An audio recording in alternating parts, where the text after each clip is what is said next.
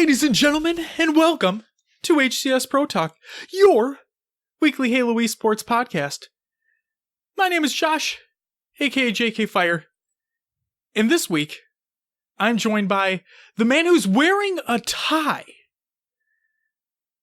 And I can't remember the last time I've seen you wearing a tie, to be completely honest. Will, aka I am Mr. Mayhem. Will, how are you on this late Monday evening? I'm doing fine. How are you? You know, as Maddie Rums knows as well, because he got his in the mail, I'm wearing my new Halo Infinite t-shirt. It's available on gear.xbox.com. Ooh. Yeah, they have new stuff on the store, which is pretty fucking awesome. Speaking of merch, Halo merch. Yes. Jinx has a Halo clearance. So yeah. The old stuff, you can get like $5 t-shirts. Oh yeah. If you're interested. They got some old esports stuff on there too. Yep. So definitely give it a peeksy peek. But no, I'm doing well. Thank you for asking. Work was productive. It was a productive day. Yeah. Yeah. Which was good. Sometimes, you know, it was good to be in the groove, jamming out to some, to be honest with you, I was listening to Final Fantasy 14 music all day. Like, no joke. But it was good, like, to just zone out to and get some work done. Nice. So yeah, it's a good day. What I forgot to mention was, this is episode 78 for the week of June 18th, 2019. Don't worry. I got it. It's right there. We're back. It's all good. Hey, Will, I got a question for you. What's up? Do you want to know what's coming up on this week's show? What do we got? First and foremost, we talk about some games that we've been playing. Because, I don't know about you, Will, but I played a decent amount of games, which is surprising. We talk about some news. There's a few news stories, a couple bigger ones to talk about. Tournaments are announced. There's a metric butt ton of tournament announcements that are taking place. And Will and I put our tinfoil hats on. Because while we are an esports-centric podcast, we wanted to ride that hype train a little bit longer for the Halo Infinite trailer that came out during E3. We're going to do a little bit of a deep dive on that, give our little personal opinions, our potential hot takes on it. We'll have to wait and see. But before we get into any of that, Will, we're not actually going to start off with the segment we always start the show off with. Instead, we got some housekeeping. First and foremost, Will, I know you're excited about this. I'm excited about this. Everybody should be excited about this. Halo Bowl 3 is officially happening. And you best believe we are going to come in hot and attempt to win the whole thing. Will, tell the people about Halo Bowl 3. All right. So, for those interested, the link will be provided within the Google Doc of the show notes. And I'll just read what Duststorm has posted over on, is it Tiltify.com? Anyway, it says, Halo Bowl is an annual tournament hosted by notable podcasts within the Halo community. Over the past 3 years, we've raised $7,500 for gamers outreach. This year's goal is another 4K to support another go-kart being made under the guise of friendly competition. On June 22nd at 5 p.m., 7 podcasts will fight for the Halo Bowl title. HCS Pro Talk, Drunken Halo, Podtacular, Podcast Evolve, Halo Conversationalist, Gaming Under Fire, and The Captain's Report. The charity campaign started on May 22nd, 2019, and it will end following Halo Bowl, June 23rd, 2019. I'm pretty excited for it. I'm very excited for it. We have our roster of Mr. JK, Fire Insomniac. I'm over here. Hey. My gamer tags, I am the Mr. Mayhem. I know it's drawn out, but Mayhem's just not available anywhere. Actually, oh my god, I should have included this in the news. Now you can actually update your Xbox gamer tag to anything you want. Right now? Yeah, right now. So they're doing the same. Well, I guess I'll just go. They're doing the same thing BattleNet does. Where if somebody has the same gamer tag as you or that you want, they add numbers to the end. So realistically, you could right now go. I'll make a point to include this in the show notes if anybody's interested. There's a website you can go to. It's official. It's an official Xbox website, and Will, are you looking up right now? Yeah. Yeah, by all means. And what you can do is you can enter in a gamer tag that you want, and then if it's already taken, numbers will be added to the end. In which case, like I said, it does basically the same thing that Battle.net does. In which case, some games it may show the number, just a heads up. But yeah, you could realistically have any gamer tag you want now. So I thought about just switching to JK Fire because it is what I am on Battle.net. And I do like just the moniker of it. It just sounds a little bit better. But I do love Insomniac Games as well because they made Ratchet and Clank. But yeah, we'll see. But the option's out there. Did you find it, Will? Yes, I think I did. Are you checking right now to see about your tag? Are you changing it right now?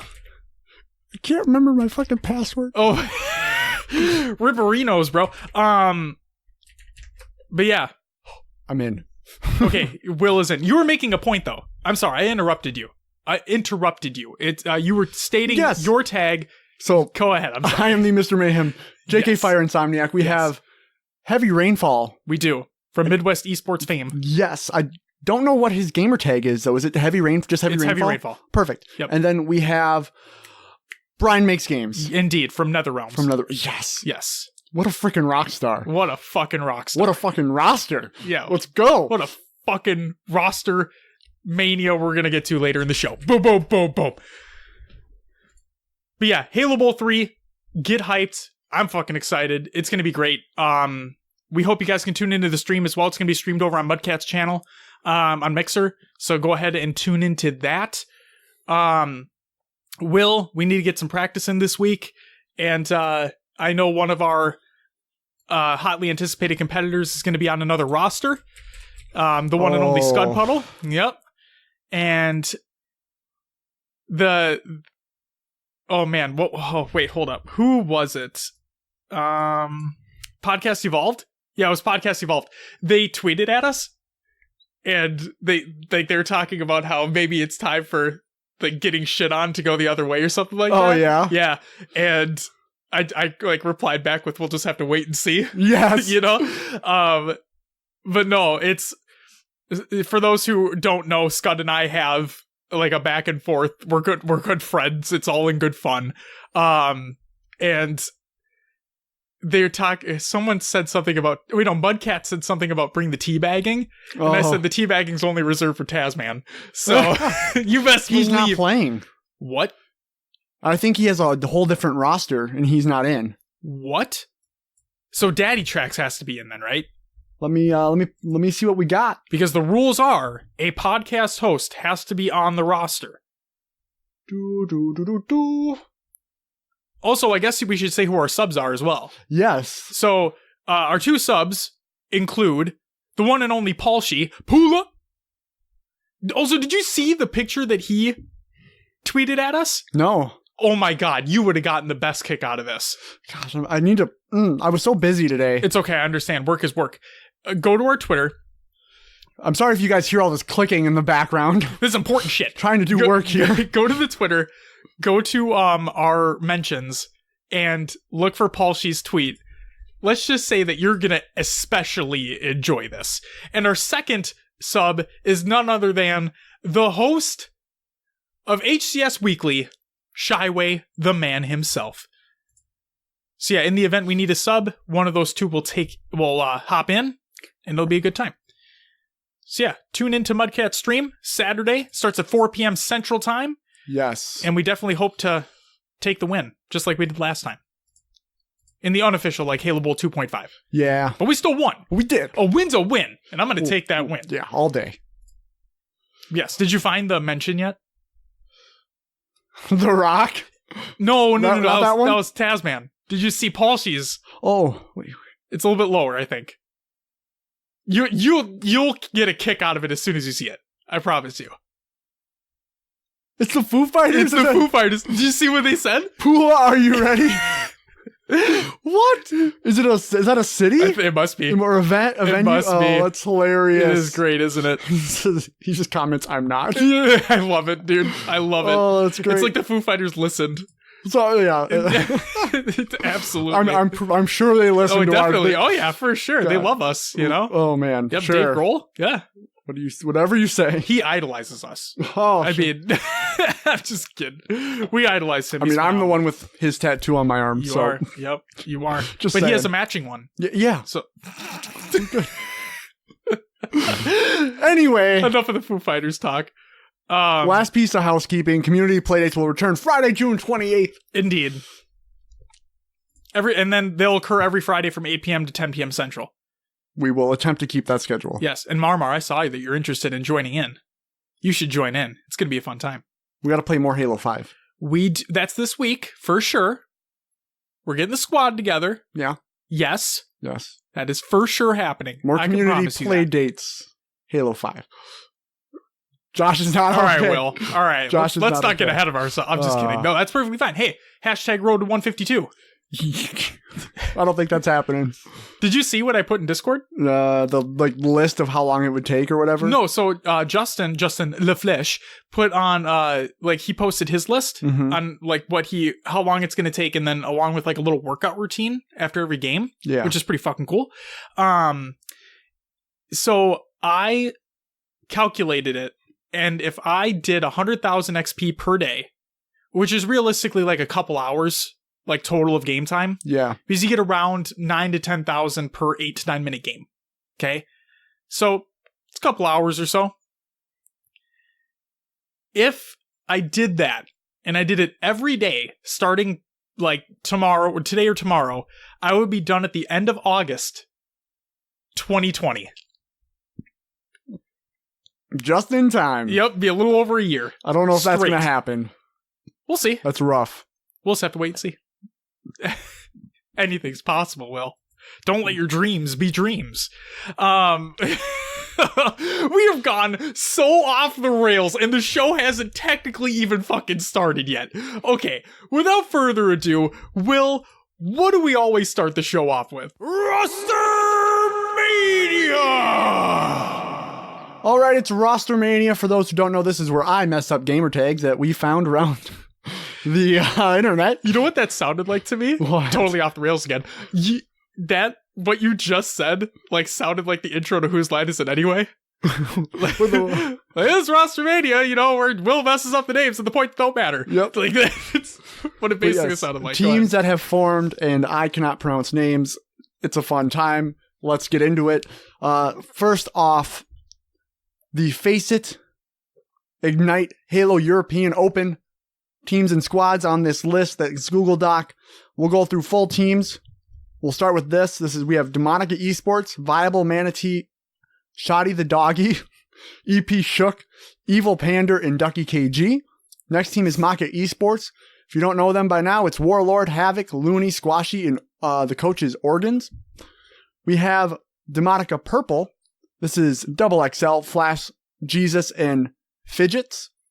We have Endangered Esports, Dash, Kazi, Niji, and Vinicle. We have a no-name team, which includes Cerberus, Nightsea, Mysterion. Here's one. Bidey. We're going to go with that. And then the coach is Hyperactive. Next team is Mazer, which is Flames, Fusion, Haulers, and Snaky. Moving on to the partial team list. No team names, but the first one is Xanti and CK Sned. Next one is Legend and Plumbus. Next team we have is Colosai, Malzi and Linz, or Lindsay. And the last team, Impact, Kenneth, and Benjamin. Still a good name.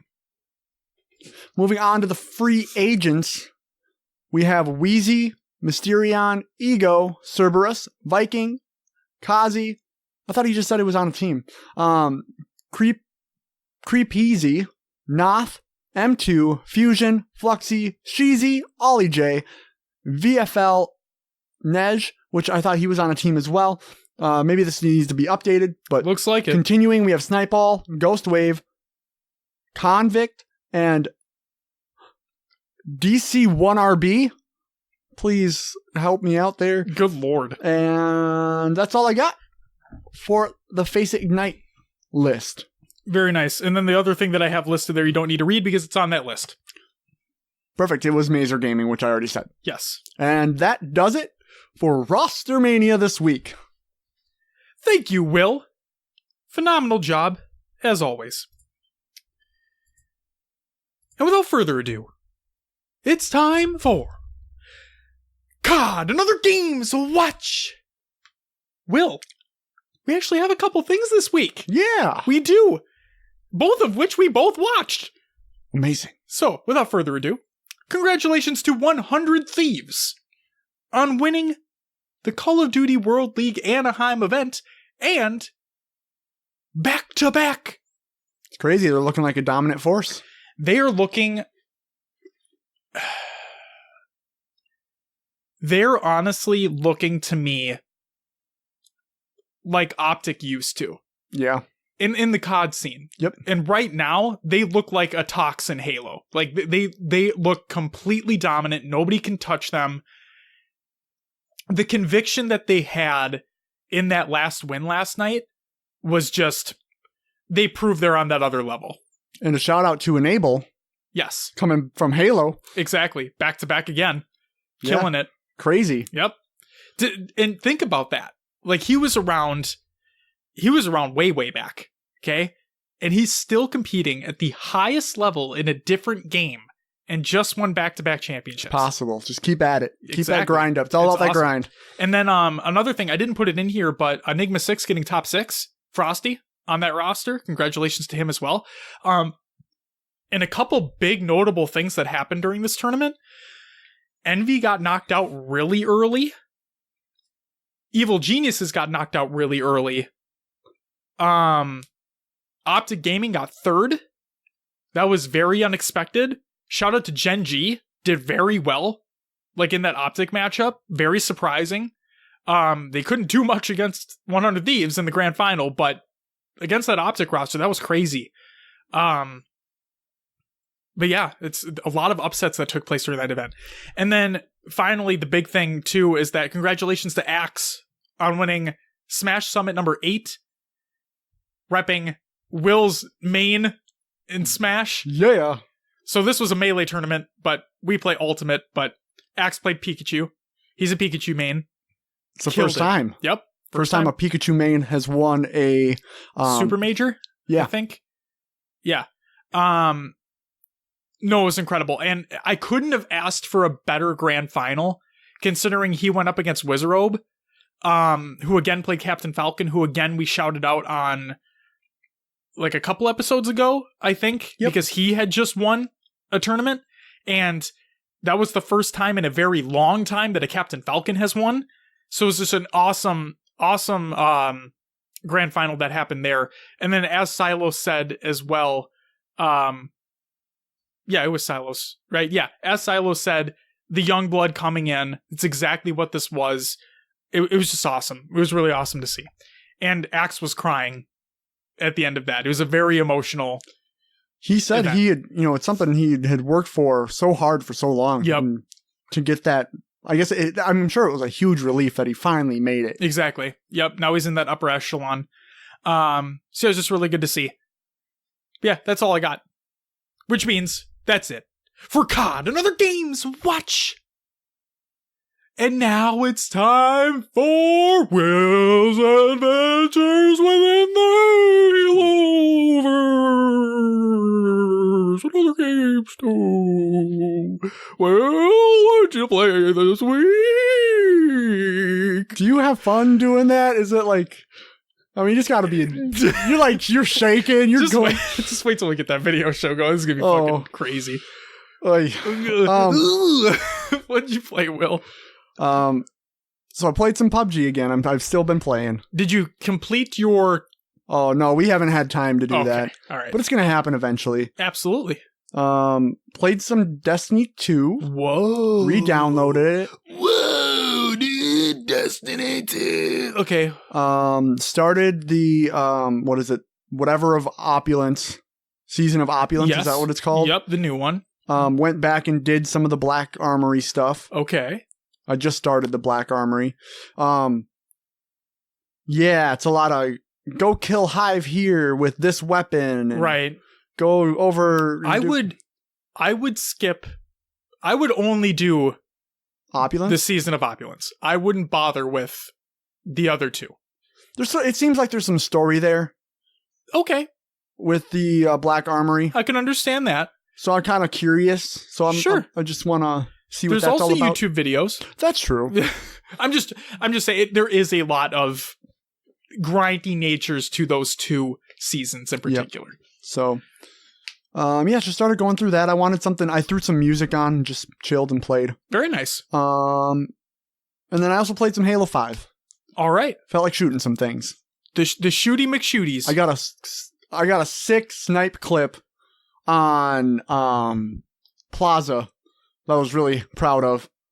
So it should be. I think I hope it saved it. I hope it's saved too. Because it was like, it was just an angle I didn't expect, and I just looked and like hit the shot. That's awesome. And it just like I was like, whoa, that like I just did that. Mm-hmm. That felt great. Yep. And then I whiffed on a bunch of other shots, but I got the one. You're feeling yourself after that one. You're like, I'm gonna go for some other ones. Yep. But yeah, I got the one. It felt good. Yeah. I realized I only played quick play because it was one of those days where I just didn't feel top notch. Sure. And I'm like, I'm not going to go into ranked. And you just wanted to hop into some games. Yeah, I didn't feel like my shot was on, and I'm glad that I didn't hop into ranked because I had some good ones, but it was bad otherwise. And I felt like there was a lot of high tier talent that I was playing against in quick play. So maybe I wouldn't have ran into that in, my diamond, or not. I keep saying diamond because I want to be there so bad, but my platinum mid plats. You're diamond at heart. Yeah, I'm got a heart of diamonds, Will. Yeah. I'm trying to think. I don't think I hopped into anything else. I signed into Sea of Thieves to get to get the Halo thing. It looks pretty sweet. The only thing I'm not happy about is they don't have matching wheels, anchors, or cannons. Oh. So like you have the figurehead, the sails, and the paint on the boat. Yep. But I don't really have anything else that goes with like for those items. Would the stock color not work? I mean, you can, but it's kind of cool to have the extra stuff. I was gonna say I would have stock colors because I'm a scrub who doesn't play that game. So it's like, do you still have it downloaded? I do. Well, I re-downloaded it because I took care of my data cap limit. Oh yeah. Yep. I don't know if we got to get you sailing. You gotta get me sailing, so you know how to like handle sail away with me. Handle the ropes and whatnot. Sure. And then I think you would enjoy arena with friends. Like, not like it gets sweaty. What would my role be? I mean, you could be someone that jumps on the islands and digs up chests. Because there's some different strategies to arena, right? You can have a person who's just on an island digging up chests. Sure. You can have a person trying to board other ships, and then you have one person manning the wheel, sails, and another person to like repair, bucket, and then help with sails, anchor, all that stuff. Yeah. So it all depends on how it starts out. Yeah, how the engagement goes. Yeah, because you can start a game with like 5 different maps with treasure chests on them, and you have, the 4 boats. Or you can start with one treasure map, and all boats go towards one island, and it's just craziness. Well, fuck. So, it really depends on what kind of crew you get together. I know if we played with Dom, he drives the boat. That's what he likes to do. In wrong directions. Sometimes. I'm just kidding. Apparently, I just give really bad directions. So I know if we play with Nick, he's the PvP guy. He wants to go board other ships and shoot full at bore. things. Yeah, he's Leroy Jenkins. Go try to like run in and after people. That's God. him. I like to go board ships too, but I feel like I try to be strategic. I'm not just like, oh, there's a ship, I'm going to shoot myself over. You're more methodical in your approach. I try to be. Sometimes those Halo strats. Sometimes I go off the rails and I'm like, I'm going to get these fuckers because it's okay. Then you need someone to go on islands, dig up chests. one really cool feature that I like is they have the harpoons now. Sure. I don't know if they don't call them the harpoons, but it's pretty much what they are. And you can actually, like, if someone brings a chest to the shore and your boat's parked, you can just shoot the chest. Yeah, you can shoot and bring it in. Or the person. You can shoot the person back on, too. That's actually kind of cool. So it's, I did not know that. Yeah, it's a quick, easy way to get going. Okay. I feel like there's some people that are tryhards and they're sweaty. Oh, yeah. But if you go into it with a mindset like, oh, we're just going to try and do what we can. Yeah. It can be fun. Awesome. Otherwise, the story mode's pretty good. I've only gotten a few things in. I went through them pretty quick thanks to guides. That's fine. Because, honestly, I don't want to sit there looking for an island that's referenced partially in a book that it's going to take me an hour just to sail to the 3 different islands that this item might be on. Yeah, it takes a while to get there. So. No, I agree. But it's good. It's fun. Yeah, I logged in to get that shit. But now that you got to rep the Halo stuff and Sea of Thieves, right? Oh, yeah. So. The only reason why I logged in. I feel like I got to get sailing again just to be like, yeah, I'm part of the Halo crew, you know? Rep Halo and Sea of Thieves. Brand awareness. Get Halo out there in front of other people. We're going to get HCS Pro Talk in Sea of Thieves. Just paint it on the side of the boats. Fuck yeah. Just kidding. It's not happening. But hey, man can dream. All right, Josh, we're going on here. What did you play this week? I played Final Fantasy XIV. I got my mount. I'm happy. I'm riding a little chocobo. Okay. I played Elder Scrolls Blades on my phone because I'm still playing that. I played Cadence of Hyrule, which is the Crypt of the Necrodancer cross Legend of Zelda game on the Switch, and it's awesome, and the beats are dope. Highly recommend it. I played some of the new LEGO expansion in Forza Horizon 4. It is awesome, like surprisingly awesome. And Will, I'm going to blow your goddamn mind. Is there a radio station? There is. That plays Everything is Awesome constantly? The only song that plays is that one. Yes. And I tested it by keeping it on for 3 songs, and it is only that song. Everything is awesome. I fucking hate when that song comes on. It's on constantly. You just turn the radio station? I just turn the radio off. Oh, sure. I usually have something on in the background when I'm racing, but no, it's really, really fun. It has its separate area, so the expansion's on a separate area completely, and since a lot of it is Lego based, which I was very surprised about, a lot more of the area is destructible than initially thought. Oh. Yeah. Interesting. It's very cool. And the attention to detail on the Lego cars that you can drive, when you crash, pieces of Lego pop off your car, which is really fucking cool. So I attempted to play a lot of these, like a couple of these things are issues that happened, but I tried to play Halo Wars 2 on PC. Tried to. Reason being is, so with Xbox Game Pass Ultimate, you get Xbox Game Pass on console and on PC and Xbox Live Gold. Okay? Yep. I am a subscriber. Halo Wars 2 is a Play Anywhere title. I bought it physically when it released on the Xbox One. Okay? Physical titles do not count with Play Anywhere. But DLC does. Okay, so if you purchase DLC, it's purchased digitally. Mm-hmm. Play Anywhere. Okay? Halo Wars 2 is a part of Xbox Game Pass on PC. So, I installed it.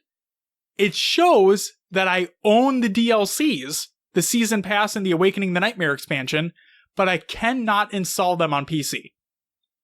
So, the base game's there, but all of my purchased DLC that is digital, which it shows that I own on PC, I cannot install on PC. Other people have reported these issues as well. I have no idea if they're ever going to be fixed. Interesting. But it's annoying.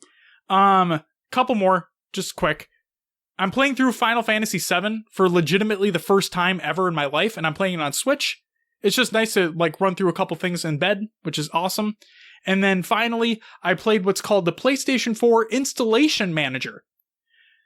Because, for those who don't know, I fucking can't stand my PlayStation sometimes. I actually can't stand the PlayStation Network entirely. You know why? Because downloads take literally forever. I mean, not literally, obviously, it's a stupid statement, but they take a long time. So, there was a Black Ops 4 update that took an hour and a half to 2 hours. I have great internet, okay? But it's all based off the server that you're hitting, and apparently the server I was hitting was trash. And then I also installed Spider-Man and the updates for that. But I didn't play anything because it took forever. That's all I played this week. Will, it's time for the news. First and foremost, we have the MCC Game and Playlist update from June 11th, 2019 by Postums over on HaloWaypoint.com, and I quote, "Good morning, friends. We hope your E3 week is going well and the news you've been waiting to hear has come to you. As you can imagine, it's been a busy one for us, but we still made some room to drop a new update for Halo the Master Chief Collection. This update comes with many new additions, community-requested bug fixes, and quality of life improvements to many games within the collection. Additional legwork for future playlist updates and some behind-the-scenes tools have also been included for us to better shape our updates and playlist changes on the fly. So, let's dig into the full patch notes below. For Halo 1, removed auto-aim and red reticule on rocket launcher to align with Legacy. Fixed an issue where a user could auto-kick themselves after being betrayed by a guest profile. Oh my god. Added a toggle to disable betrayal booting in custom games. That's nice. Added more granular score to win options for Slayer in custom games. Added more granular score to win options for King of the Hill in custom games. And added more granular time limit options for all game types in custom games. And finally, fixed an issue which could result in a crash. What that issue is? Fuck if I know. Halo 2! Fixed an issue which made kill training significantly more common than in Legacy. And adjusted gamma values to better align with Legacy. Oh my god, thank you. Can I mention just how dark Halo 2 is? 'Cause damn, that game has some dark multiplayer maps. Holy poop. So hopefully that fixes that issue. Halo 3 added missing hardcore construct map variant in custom games. And for matchmaking, adjusted the vehicle set in Halo CE Big Team Battle modes, globally disabled infinite sudden death in Halo 2, adjusted time and score limits for mayhem modes in Halo 1's 8v8 action sack, enabled betrayal booting and adjusted gravity settings in Halo 3 Speed Demons, and disabled friendly fire and updated descriptions in Fiesta. And finally, for some player emblems, fixed an issue where the spider secondary color did not appear, fixed an issue where the planet secondary color was cut off in the roster, centered face mask 2, Delta Wing, 4 rows 1, sprocket, cowboy hat, and centered and correctly scaled champion. So for anybody that was using those emblems, hopefully your shit's fixed. And then there's also some information as to how a couple of those big things, including the Halo 1 rocket reticule and the red, along with the kill trading for Halo 2, it's included in the article. I highly recommend you go ahead and read that. There's a lot in there. It's kind of informative. It's kind of cool to get the little behind the scenes there. Next news story, we have Discovery Dispatch, The Ring Experience by Grim Brother 1 on HaloWaypoint.com. And I quote, "The Ring Experience. One of the coolest things about video games is the ability to explore areas we would never get to otherwise. Incredible worlds, unimaginable vistas. It's the ability to step into a creator's imagination. It's almost cliche by now, the idea that everyone remembers the first time stepping out of the Bumblebee life pod in Halo CE, gazing at the ring arching up in the distance and wondering what adventures awaited us.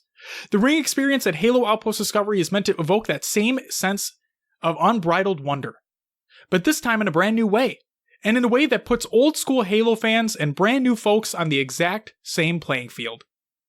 The Ring Experience begins with a tour of artifacts related to and retrieved from Ring installations, including an Aggressor Sentinel. There is no appreciating the size of these things until you're right up close and personal with one. Trust me.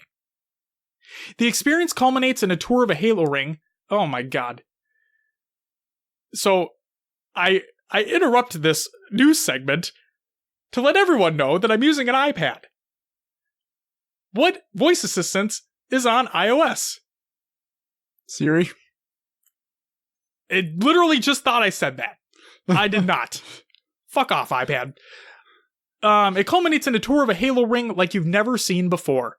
Projected on a dome 8 meters in diameter and it is a direct feed from a UNSC Honeybee drone, giving Outpost visitors a full wraparound fly-through view of the ring's environments and substructures. Did you find yourself watching Halo 2 Anniversary style cinematics and wishing that you could just break the camera away to explore the ring itself a bit? This is going to be your jam. I love jams, Will.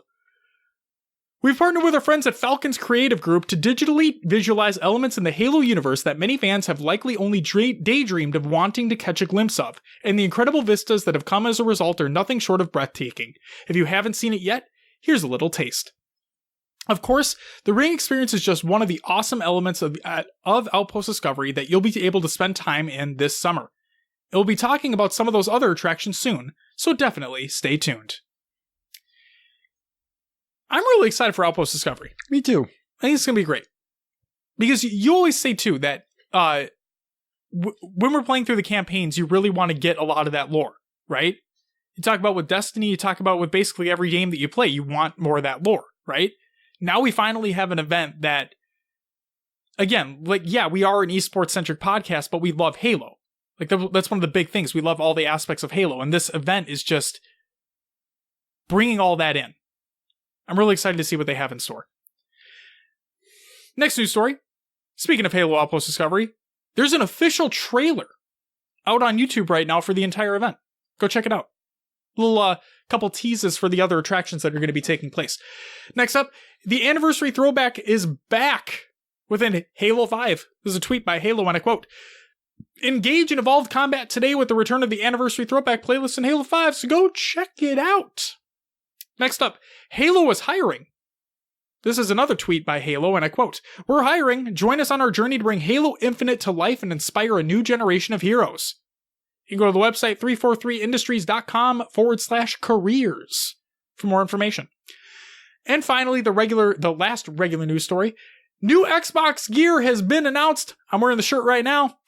This is by James Monosmith on Twitter, and I quote, "The new Xbox gear collections are now available online. Check out all the fire gear from Xbox, Gears of War, Halo, Forza, Minecraft, Sea of Thieves, Mixer, Cyberpunk, and so much more."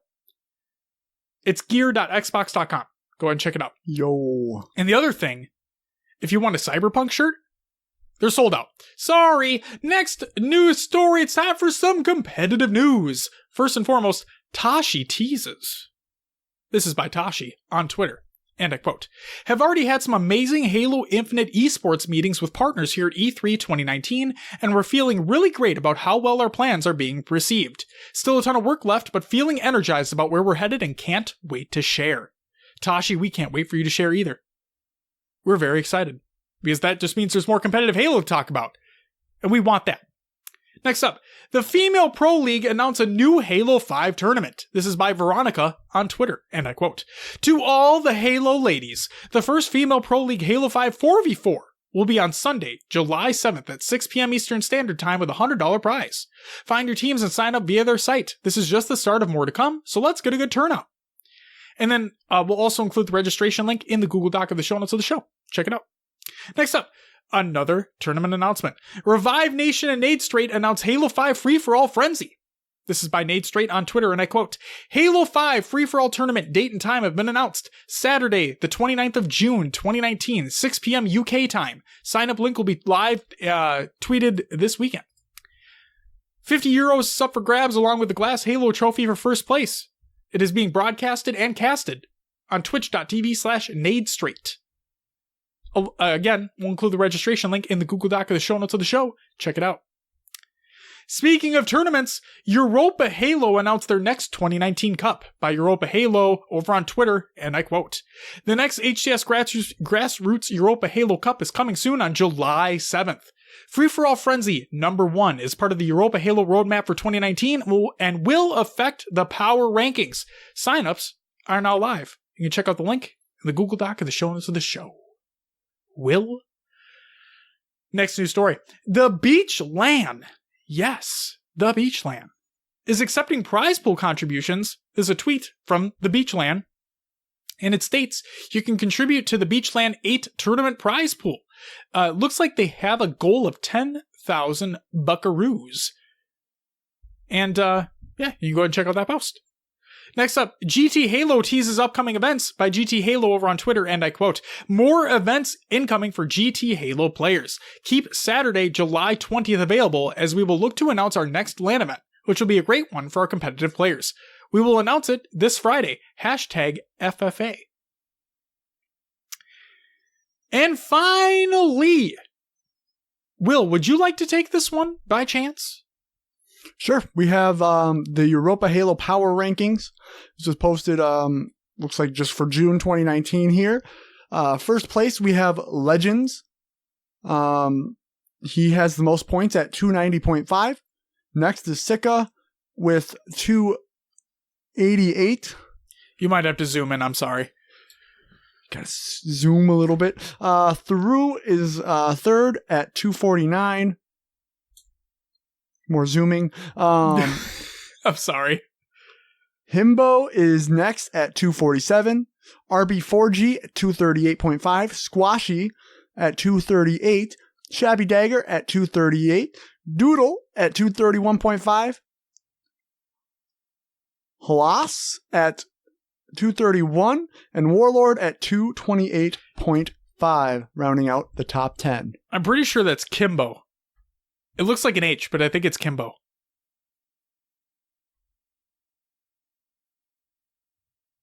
Okay. I think. Don't quote me on that. I just think it is. I don't know. That's it. That's all I got. Thanks, Will. Next up, we have some upcoming tournaments of the week.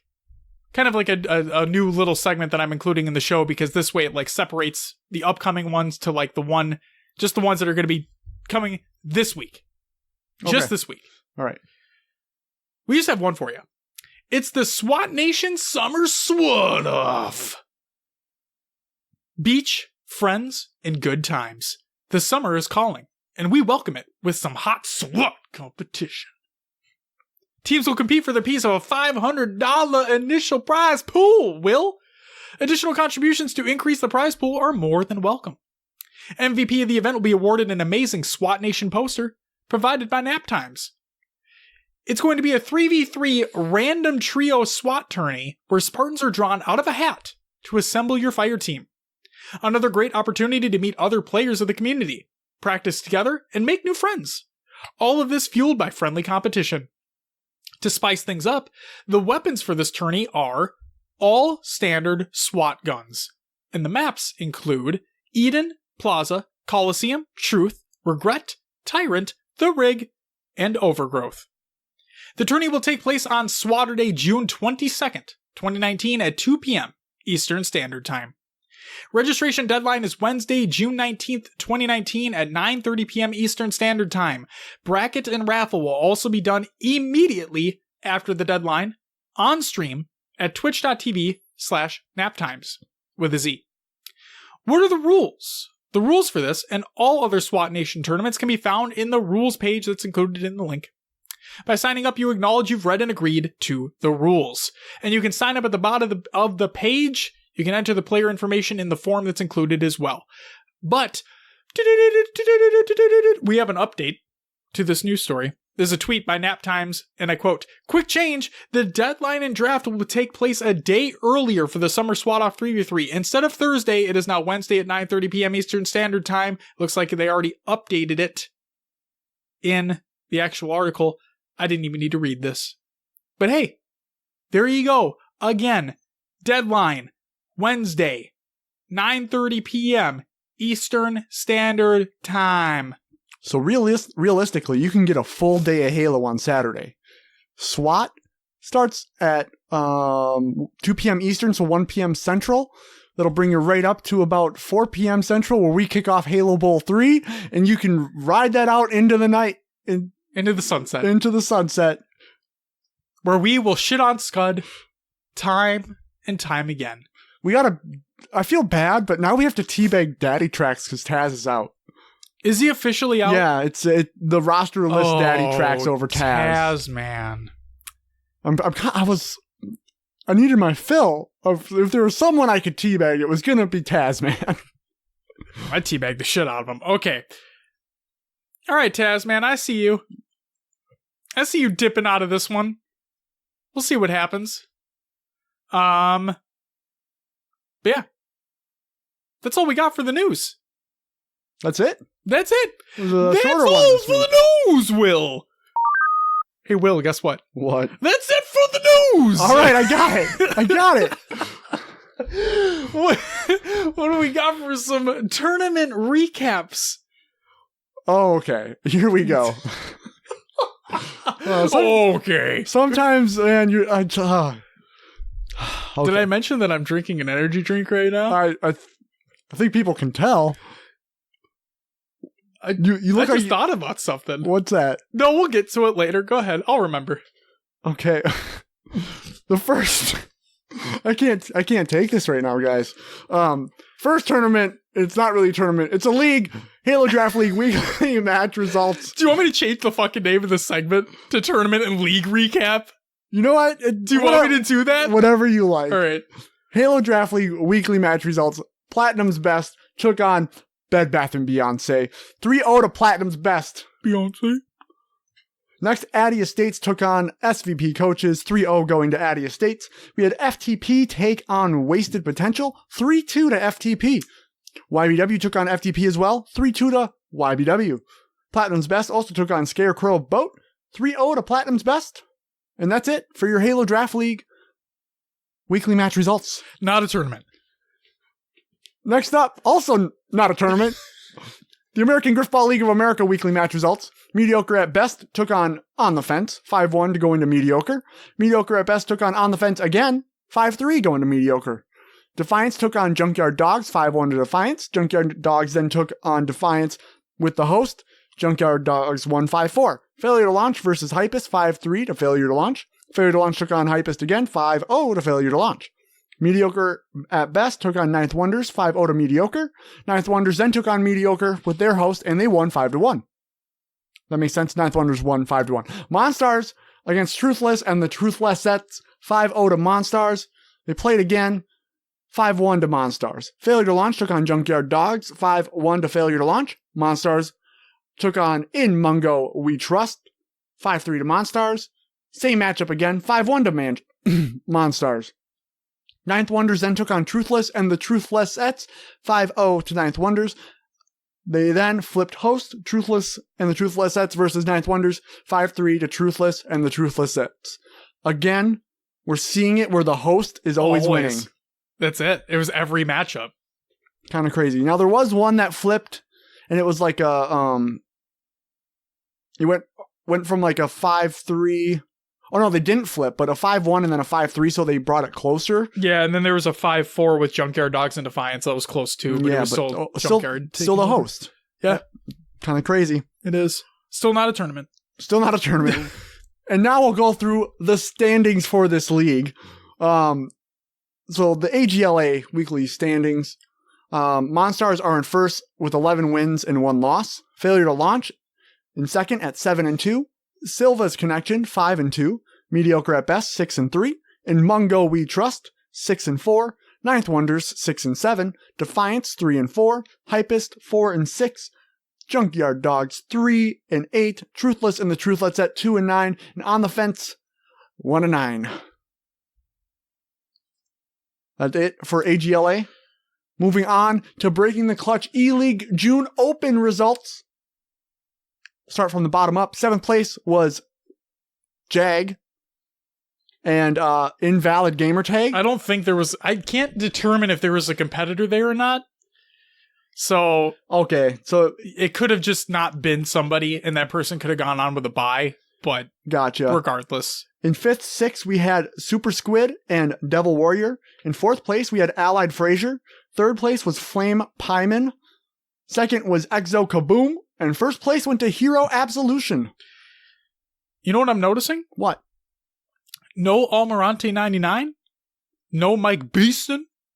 No Rock Generation. 3 of the most established names that we've seen. But Exo Kaboom on there. Seen him quite frequently. Yeah. Maybe they just decided to take a break. Maybe. Who knows? Who knows? Where'd you guys go? Please let us know. We're worried about you. Oh. All right, moving on to CGL, Carolina Gaming League, Halo 2v2 tournament results. Do you know what Halo this was, Josh? It doesn't say. 3? I believe it was 3, but I wasn't sure. I'm bringing up the tournament link. All right, anyway, right now. I will go through the results. In 7th, 8th, we had Halo 3. Halo 3, okay, yep. Crux, which was Royal Blood and Toy Soldier, and Ohana, which was Unbolted Harp and Outmodded Snow. In 5th and 6th, we had Frostfire, which was Atto, Frostbite, and Gunfire, and Yogurt, which was Shame and Little Avian. In 4th, we had 15-Year Galaxy, which was 15-Year in Galaxy. Clever name. In 3rd, we had Ball Sacks, which was Dragonite and Heaven. I love it. Oh, man. 2nd was Rat Pack, which is Tusk and Gun type. And 1st was IC, which was Shotzi and Falcaden. They took home $400. 400 smackaroonies. And that does it for tournament/league recaps of the week. You know what I was going to say? What's that? When you said On the Fence was 1-9 in the AGLA, I was going to make the joke that, well, they're not on the fence about winning. Oh. Bop, bop, bop. Sorry. So you said you were going to say something about your energy drink. Is now the time, or are we still waiting? We're still waiting. Okay, I just wanted to keep that fresh in your mind and rotating. Just in case we end the show and it's like, son of a bitch. We've done that. Do you know, there's been about 4 episodes where you start off and say, oh, we'll get to that later. And I never got to it. And then you end the episode and I'm like, I'm sitting there editing and I'm like, oh, Josh never said that. Oh, well. Keep going. You know what? Fuck it. So in case I don't forget, let's just say it now. There's in the Shoutouts section, it was Rain's birthday. Yeah, the energy drink we're drinking right now is Rain. Okay, you probably wouldn't have forgot that, but at least we got it out there. We Thanks for giving me the benefit of the doubt there, Will. I really appreciate that. Holy shit. Oh, I can't do this anymore. Oh my god. This is what happened. This is the last episode of HCS Pro Talk. This is too much. This is what happened when we both drink energy drinks. Me before the show, Josh during. Oh my god, dude. We're out there today. I don't even remember the last time I had an energy drink. Oh no. Yeah, that's how bad this is. Well, at least you can stay up with Linnea tonight. I hate you so much right now. He just straight glared at me from across the table here. I am fearing for my life. I may run out the door. My back is so sweaty right now. I don't even know what's going on. What does that have to do with anything? It's okay, we're moving on. So we have our topic of the show this week. You look how I like really reeled that back in. That was beautiful. It was really good. It's like serious face. Got us in there. Yes. Okay, it is time for our weekly topic of the show. Now you're getting a little creepy. Sorry. Okay, so we hinted at it earlier on, and since there's not a whole lot happening in the competitive space, we did get that Halo Infinite E3 trailer, and we wanted to take a little bit of time to kind of dive a little bit deeper into that, provide our speculations for it, kind of our hopes, our expectations, so on and so forth. Just what we thought overall. But before we get into our thoughts on it, there was actually an article that was posted by Chris Lee over on HaloWaypoint.com, and it's called, it's called Discover Hope, which was also the name of the trailer that launched. So, without further ado, here is that article. And I quote, E3 is an exciting time for the entire video game industry, but for our team at 343 Industries, it also marks a new beginning. Last year, we unveiled a first look at Halo Infinite and a glimpse of our new Slipspace engine, built from the ground up to power the future of our game. This year, our story-driven teaser, created with that same engine, unveils the beginning of the narrative marking the next chapter of the Master Chief's story. And at E3, we're also pleased to announce that Halo Infinite will debut in holiday 2020 on Xbox One, PC, and our next generation of consoles, Project Scarlet.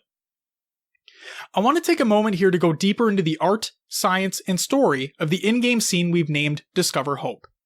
These elements are not only deeply rooted in the Halo franchise, but illustrate the passion of the entire team to create something more ambitious than anything we've done previously.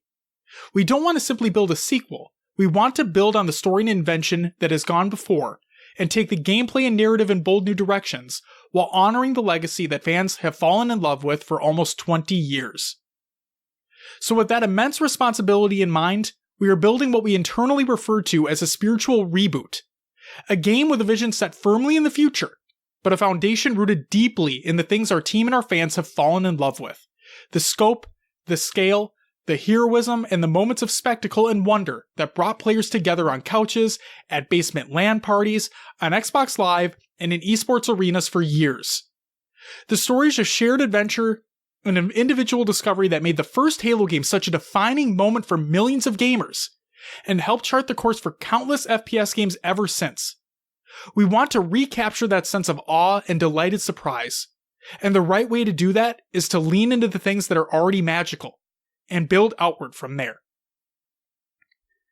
The visual approach. Halo has always been a graphically exciting universe to explore.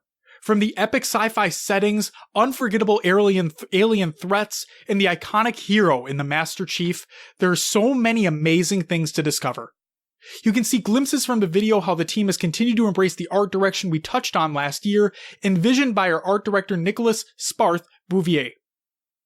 The new design for the Master Chief is by far the highest fidelity we have ever created to leverage the power of next-generation platforms, but with a design that is Master Chief to the core, and takes inspiration from the past with color and texture and detail unavailable to us till now. This same attention to our design for the Chief is true for everything in Halo Infinite. You can see examples in the interior of our UNSC Pelican, the design of our pilot, and even details down to the UNSC logo on his flight suit. Halo Infinite is intended to embrace all that our fans have grown to love in our franchise, while evolving it to something even more visually stunning for players. Unforgettable music. Music is critical to every Halo experience. It has been from the very beginning, and in Halo Infinite, we're taking that tradition very seriously. I'm excited to introduce our new music supervisor, Joel Yarger, who led the creation of music for major franchises like God of War, Uncharted, and countless other blockbuster video games. Our audio director, Sotaro Tojima, has challenged Joel to find accomplished music composers that can stay true to the music traditions of Halo, originally created by maestros Marty O'Donnell and Mike Salvatore, harness its inherent power, and build on those foundations with new creativity and emotional depth. Given the enormity of the score's importance and scope, we wanted to hire a team with a specific working sensibility and skill set. More importantly, a team of talented composers of original music that could work seamlessly with existing melodies and themes to blend the classic and the new. Music that will sometimes map to familiar characters and ideas, but also introduce brand new threats, wonders, and discoveries in dramatic and immersive ways. We are excited to introduce Curtis Schweitzer, who composed all of the music in Discover Hope and music for Halo Infinite. We've been inspired and impressed by the emotional depth and creativity Curtis has delivered so far. There have been tear-inducing, hair-raising, and spine-tingling moments each time we have listened to his inspired compositions. Joel and Curtis are hard at work on Halo Infinite to bring rich emotion to our experiences, to punctuate the thrilling moments of combat, and to connect players to our universe more deeply than ever before. We look forward to sharing more of this new vision for our music in the future. The power of slipspace. Beneath the hood of every important game rumbles an equally important engine. A game engine can define how a game looks and performs, and that's incredibly important, but it's more than a method of putting pixels on a screen and making them dance. It's also key to a game's soul. There are millions of lines of code that can be read and understood, but when it's all running smoothly, those bits create far more than the sum of their parts to create the soul of a game and the hard-to-describe feeling of holistic fun. The original Halo engine was extremely powerful and, for its time, innovative. It let console players for the first time explore worlds at a scale of interaction and visual spectacle that was industry-leading in 2001. And elements of this still hold true today. But as we move forward to Project Scarlet and PC gaming platforms, we have an amazing opportunity to create a powerful new engine to take advantage of new hardware and architecture and take better advantage of the still not fully tapped power of the Xbox One. There were some inward-facing reasons to do this now. We want better, more flexible tools so that our artists and engineers have more agility and are taking advantage of more power and performance to iterate on our experiences, to push things further and higher and faster than we have been able to do in the past. We want to give our creative teams faster workflows and better control over the creations and concepts that are vital to the player experience. Slipspace not only empowers our creative teams to reach detail and performance no Halo has ever delivered, but also provides technology and tools from cameras to facial capture that will let us tell intimate stories like the moments you witness and discover hope, and the ability to iterate and update those experiences to complement gameplay. By harnessing the power of our new Slipspace engine and combining it with the power and promise of Project Scarlet, we plan to build the Halo game we've always dreamed of, and share it with even more players, competitors, adventurers, and creators than ever before. Beginning the narrative. The Master Chief is our hero, and Halo Infinite will continue his decades-long saga. While we plan to introduce some important new characters, like the resilient pilot you already met in the video, this story is the Master Chief's. The universe will continue the continuity of Halo 5, and in that sense contain the adventures that led up to this moment. But in the pursuit of our spiritual reboot and the launch of a new console, we also want to make sure that this is the perfect starting point for new players too. This story will mark the beginning of a new chapter and challenge for the Chief, but will also respect and continue threads that led to this point. If you've never played a Halo game before, this will be a great place to jump into the story. You're arriving in the middle of a universe at war, with a sense of history underlying your entry into the world, but will also feel fresh, full of potential, and new adventure. We will weave in context and guideposts to understand your place in the new universe. But if you've invested in Halo for all these years, you'll feel immediately at home, and some of our story moments will spark a different resonance for your investment. To tell great stories, you need great storytellers, and great storytelling capabilities. Paul Crocker, our associate creative director, and Dan Kosic, narrative experience director, have done an amazing job weaving story and technology together for Halo Infinite, and the Discover Hope video is just a glimpse of that. Although the content here is ultimately a real part of the game we're building, the team balanced polishing this moment with the rigor and effort of our mainline game production schedule. This was a labor of love for more folks than we can name, who worked long days to get it right from a place of pure passion. It will change and evolve as the process continues, but simply getting it into a state of readiness and polish separately from the main production pipeline is a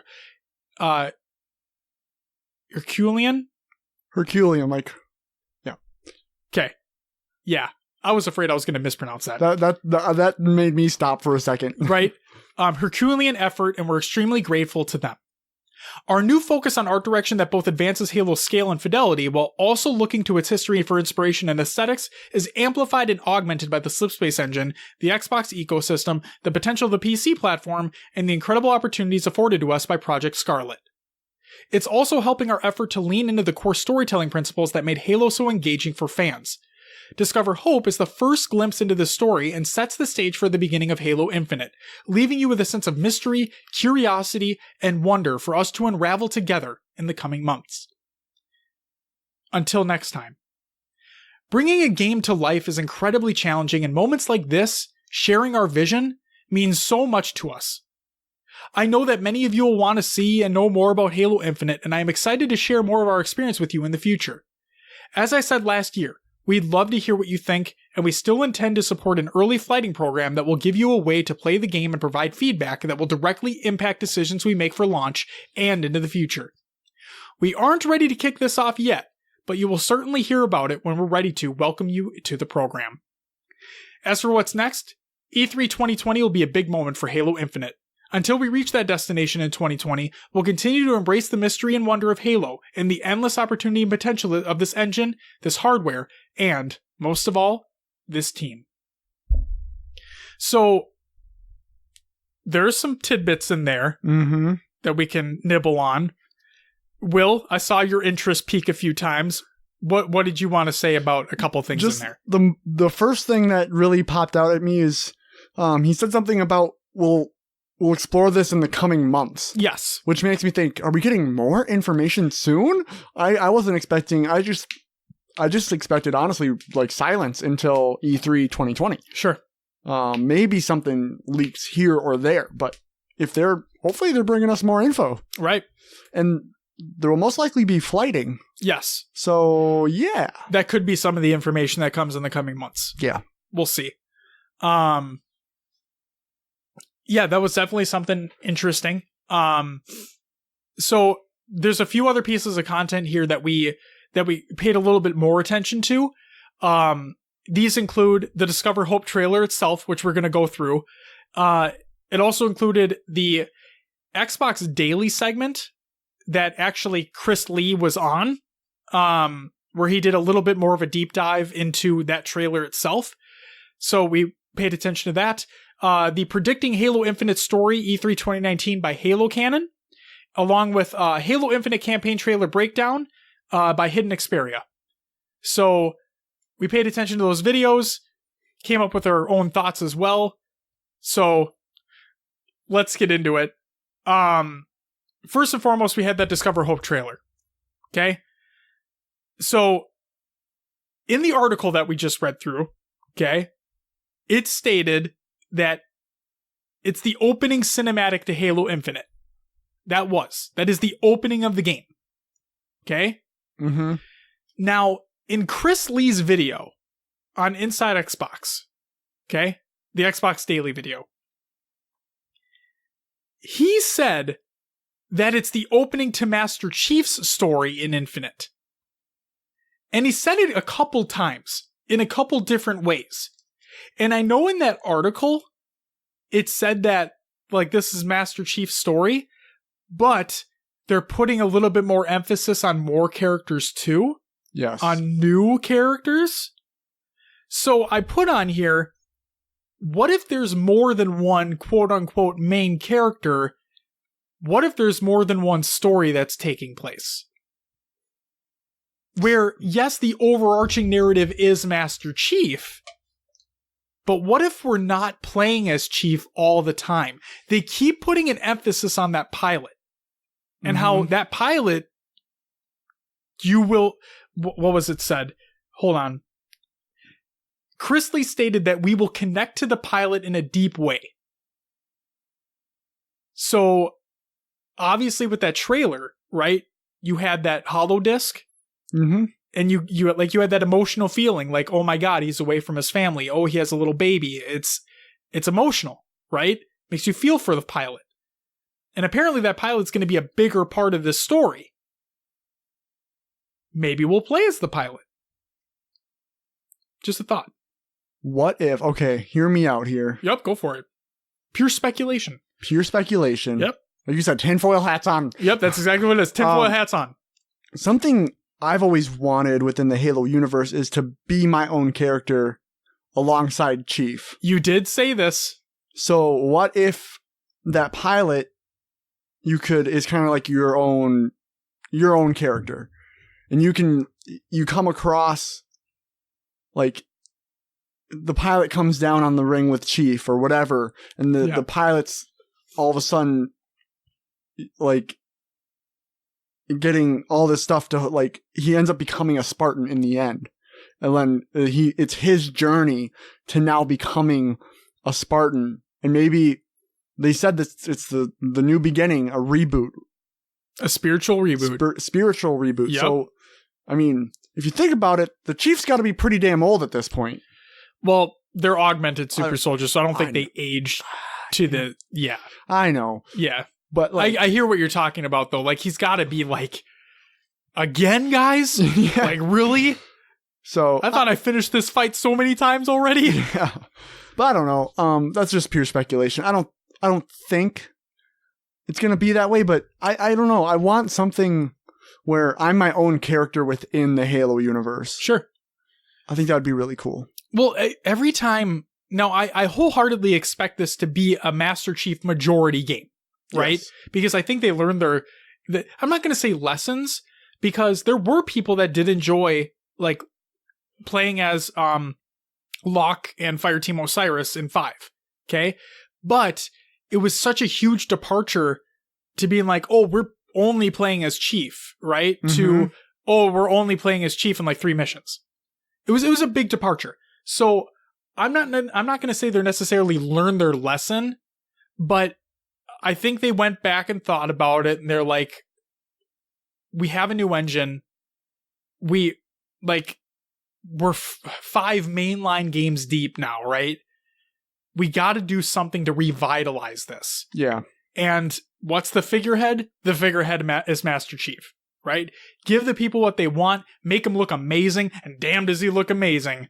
And just have that be the launching off point of Infinite. And also, I love the name of the game. Infinite? I love that. It just, to me, when I think about that, it's the same feeling I get when Bungie announced Destiny. Okay? You're making your own Destiny, right? It sounds good. Like, it sounds expansive. It sounds ominous. It sounds like there's something cool that's going to be happening. Halo Infinite, and I made this joke multiple times, but I'm serious when I say it, like, infinite possibilities. Yeah. Right? You see the box art, and you have it looks open. Like, you have the beams of light coming down all across the way. And it's like, it looks expansive. It looks like there's a lot of stuff that could be taking place. It looks, infinite possibilities, for lack of a better phrase. Yeah. No, I do think that you will play the majority of it as Chief. Yes, I agree. But they keep hinting at it, though. They're like, yeah, there's other characters. Yes, there's other things. Big characters, other new exciting characters. And the pilot's one of them. What if it's different stories? That's what I'm saying. What if there's more than one story? But I'm like, what if they're like not? What if they're intersecting but not intersecting? Like, sure. Like, you can play as Chief's story on this ring. Yep. Or you can play as like what the pilot does after Chief leaves him. Right. So kind of like, you haven't played through it yet, and I want to play through it with you, but ODST. Okay? Halo 3 ODST takes place, oh man, I'm pretty sure it's between the events of 2 and 3.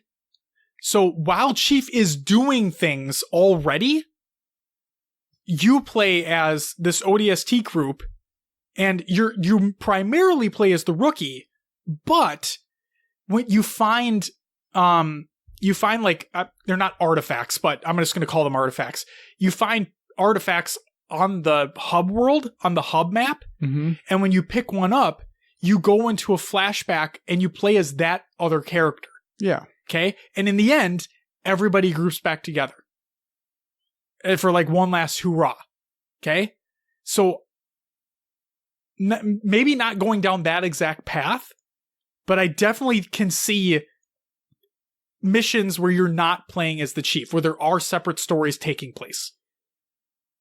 Yeah, like what I'm kind of getting at is what I think, like, so like you can play Chief's timeline.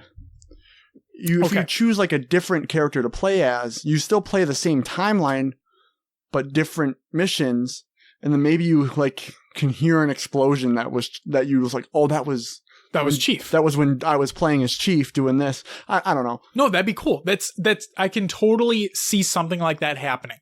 For sure. Now, whether it's something like that or whether it's I don't know. Yeah, there's so much speculation. Right. But I feel like now that I say that out loud, I don't think they would do it because it would just feel weird, maybe.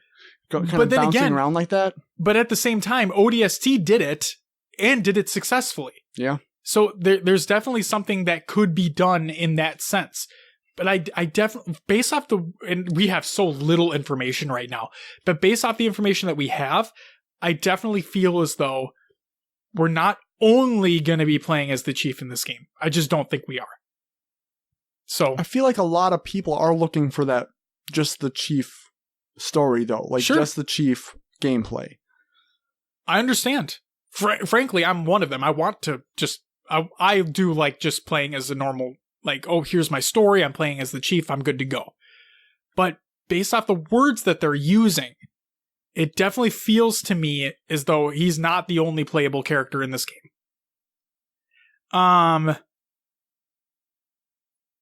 Let's talk about Chief for a second.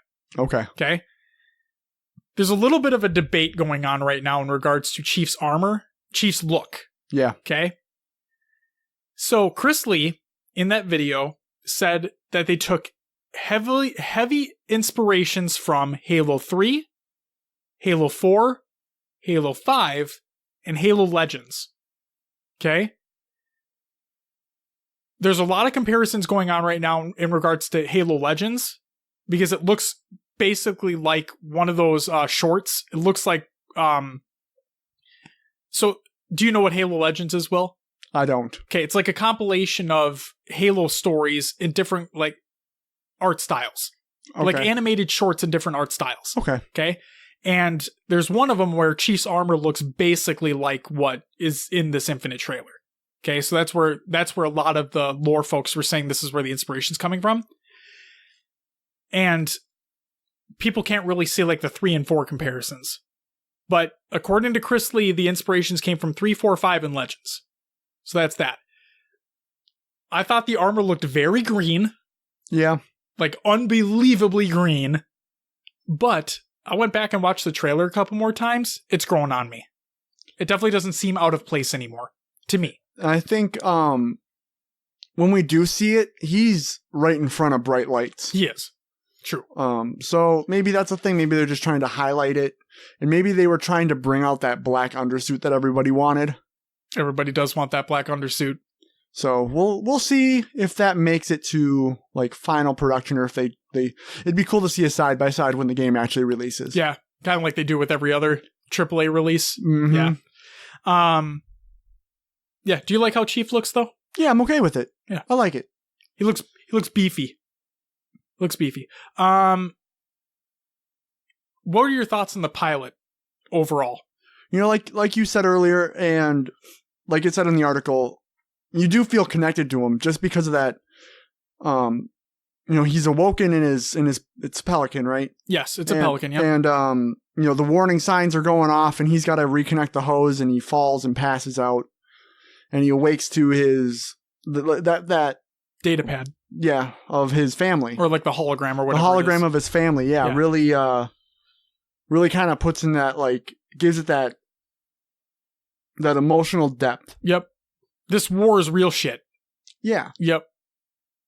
And sometimes, I guess, playing through the Halo games, you can kind of feel disconnected from the war being a Spartan. Yeah. You're just running through and killing aliens. Killing everything. Yeah.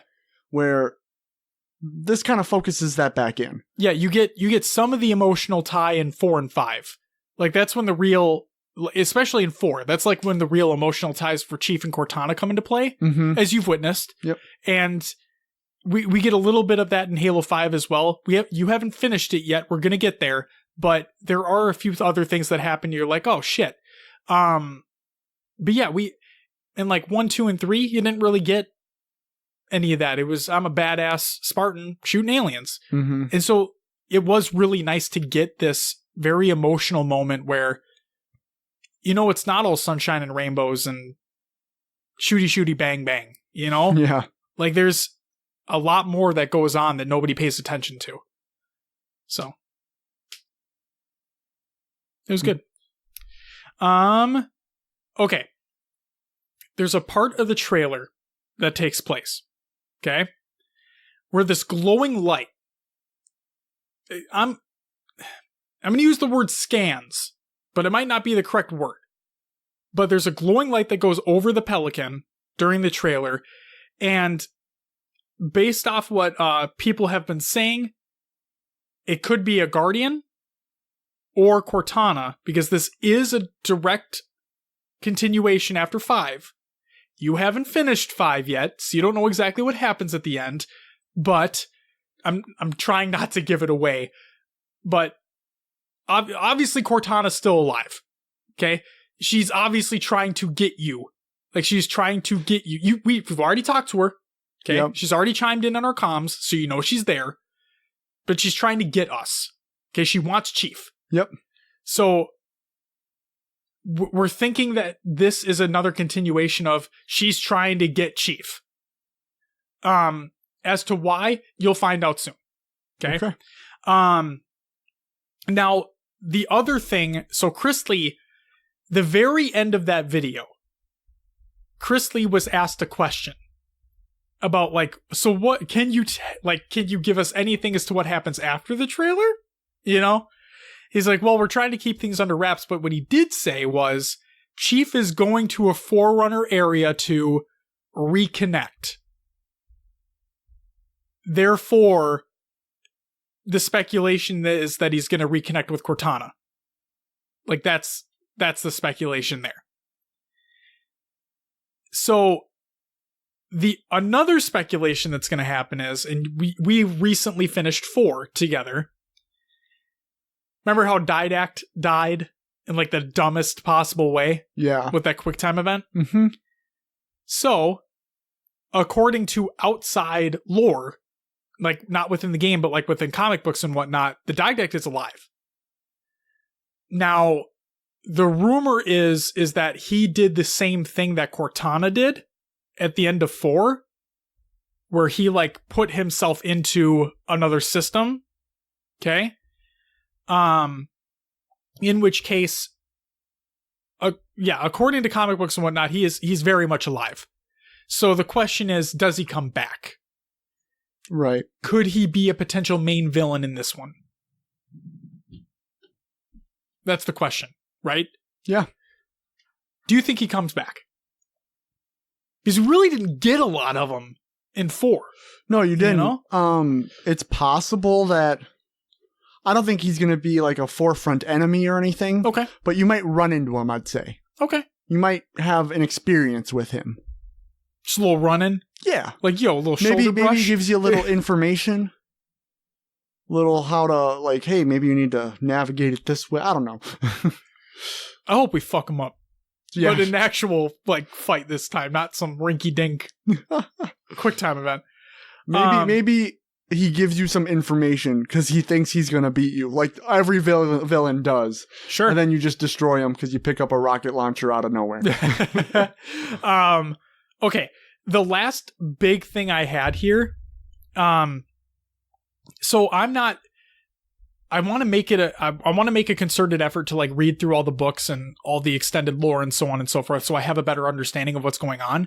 But one of the big speculations that was happening during that trailer was when Chief walks up to the cockpit, right? Mm-hmm. And he sees the broken ring. Okay. The question is, what ring is that? Which Halo ring is that? And based off of everything that everyone's been talking about, based off what everything everyone's found, it is more than likely Zeta Halo. So what is Zeta Halo? So I went to halopedia.com, just did a quick search for Zeta Halo. Here is the literal definition from halopedia.com, and I quote, Installation 07, also known as Zeta Halo, is one of the 7 rings in the Halo array located in the Sagittarius arm of the Milky Way galaxy. Unlike the other 6 remaining Halo installations, which were constructed as a separate array of rings with a diameter of 10,000 kilometers, Installation 07 is the only surviving ring from the original main array of 12 30,000 kilometer wide Halos. However, the installation's diameter was reduced to 10,000 kilometers after most of its superstructure was discarded as a result of heavy damage. Oni scientists consider it to be the most mysterious Halo of all. That would play into the infinite possibilities. Indeed. So, again, based off what everyone's found so far, all signs point to this being Zeta Halo. Including the deep dive videos from Halo Canon and Hidden Xperia. They go in depth on that as well. It seems like that's basically all but confirmed at this point. So, and from other things that have been said, I think Frank O'Connor said that exploration is going to be heavily rewarded in Infinite.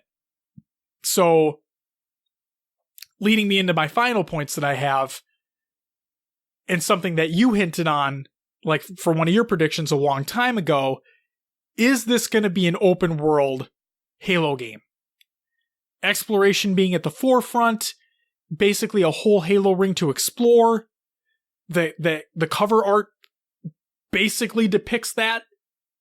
It's very open, a lot of things taking place on there. is this an open world Halo game? I could definitely see it going that way. I guess concerns that come to mind are that they've always been linear games. They have. This would be, I mean, they did say it's a reboot, right? Yes. So, well, kind of. Right, it's spiritual reboot. So, I mean, to change it would make sense. And yes. Maybe that's what they're leading us into is like, hey, this is something new. We hope you like it. This is for the next generation of Halo players as well. Yeah. It's setting that groundwork. And this universe has the capacity to be open world. Yes. Very much for so. sure.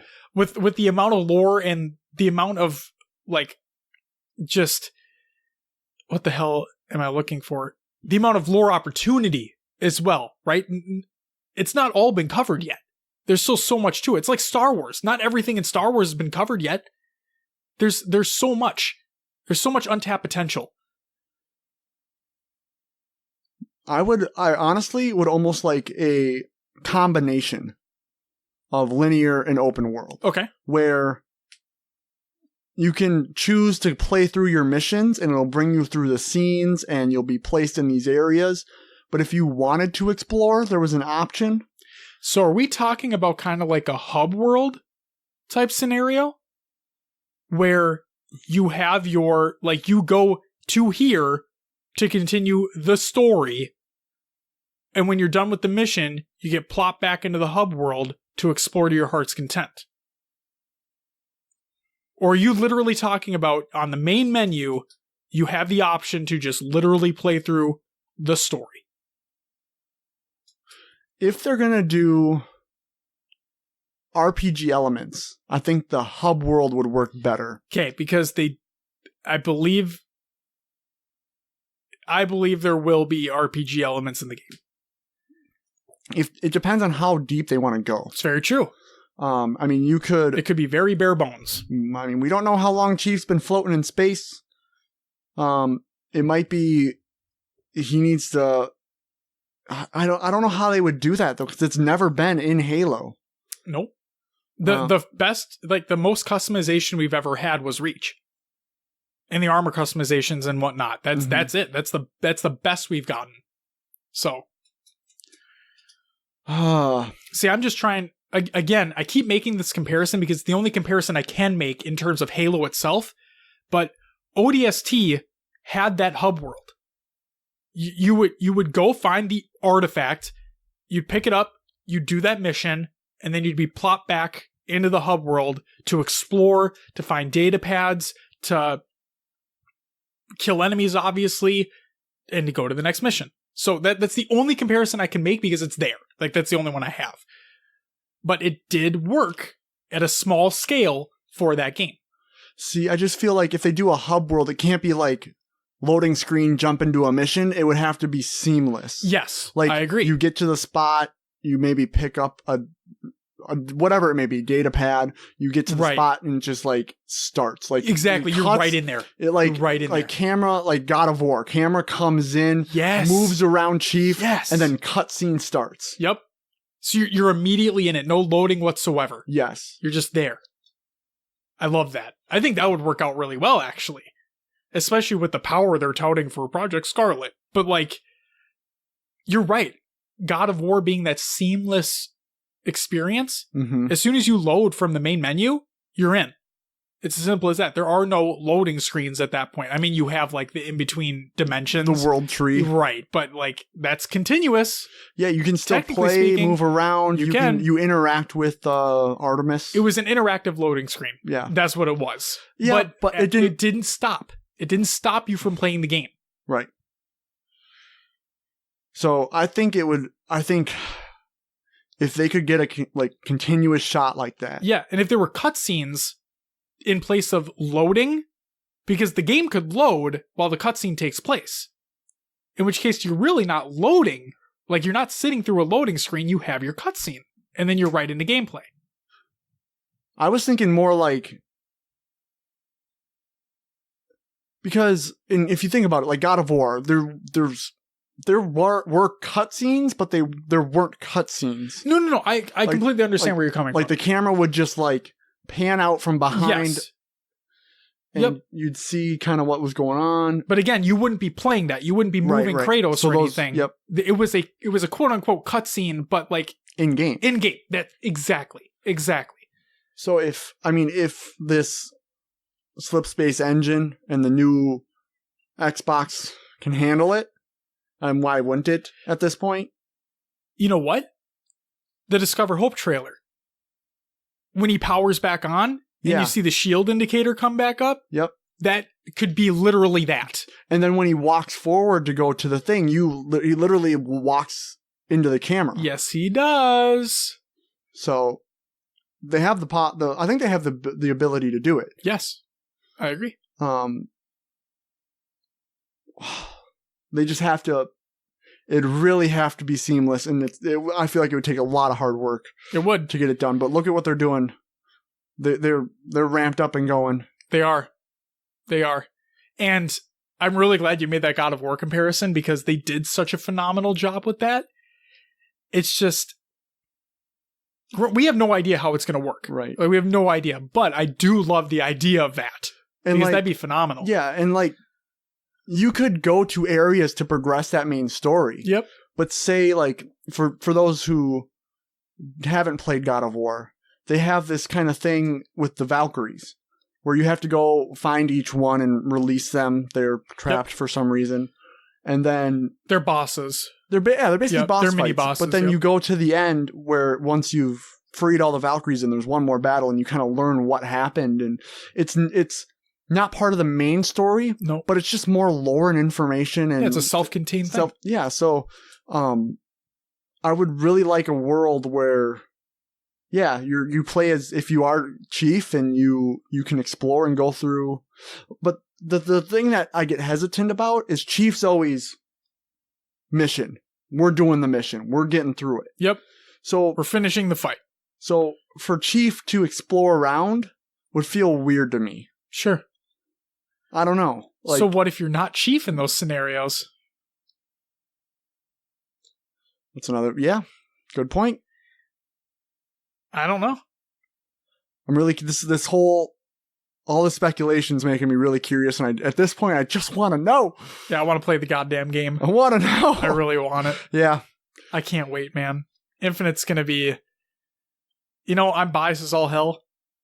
Even if it's the worst game in the world, I'm still going to buy the Legendary Edition or whatever the hell they call the most expensive one, and I'm still going to play the shit out of it.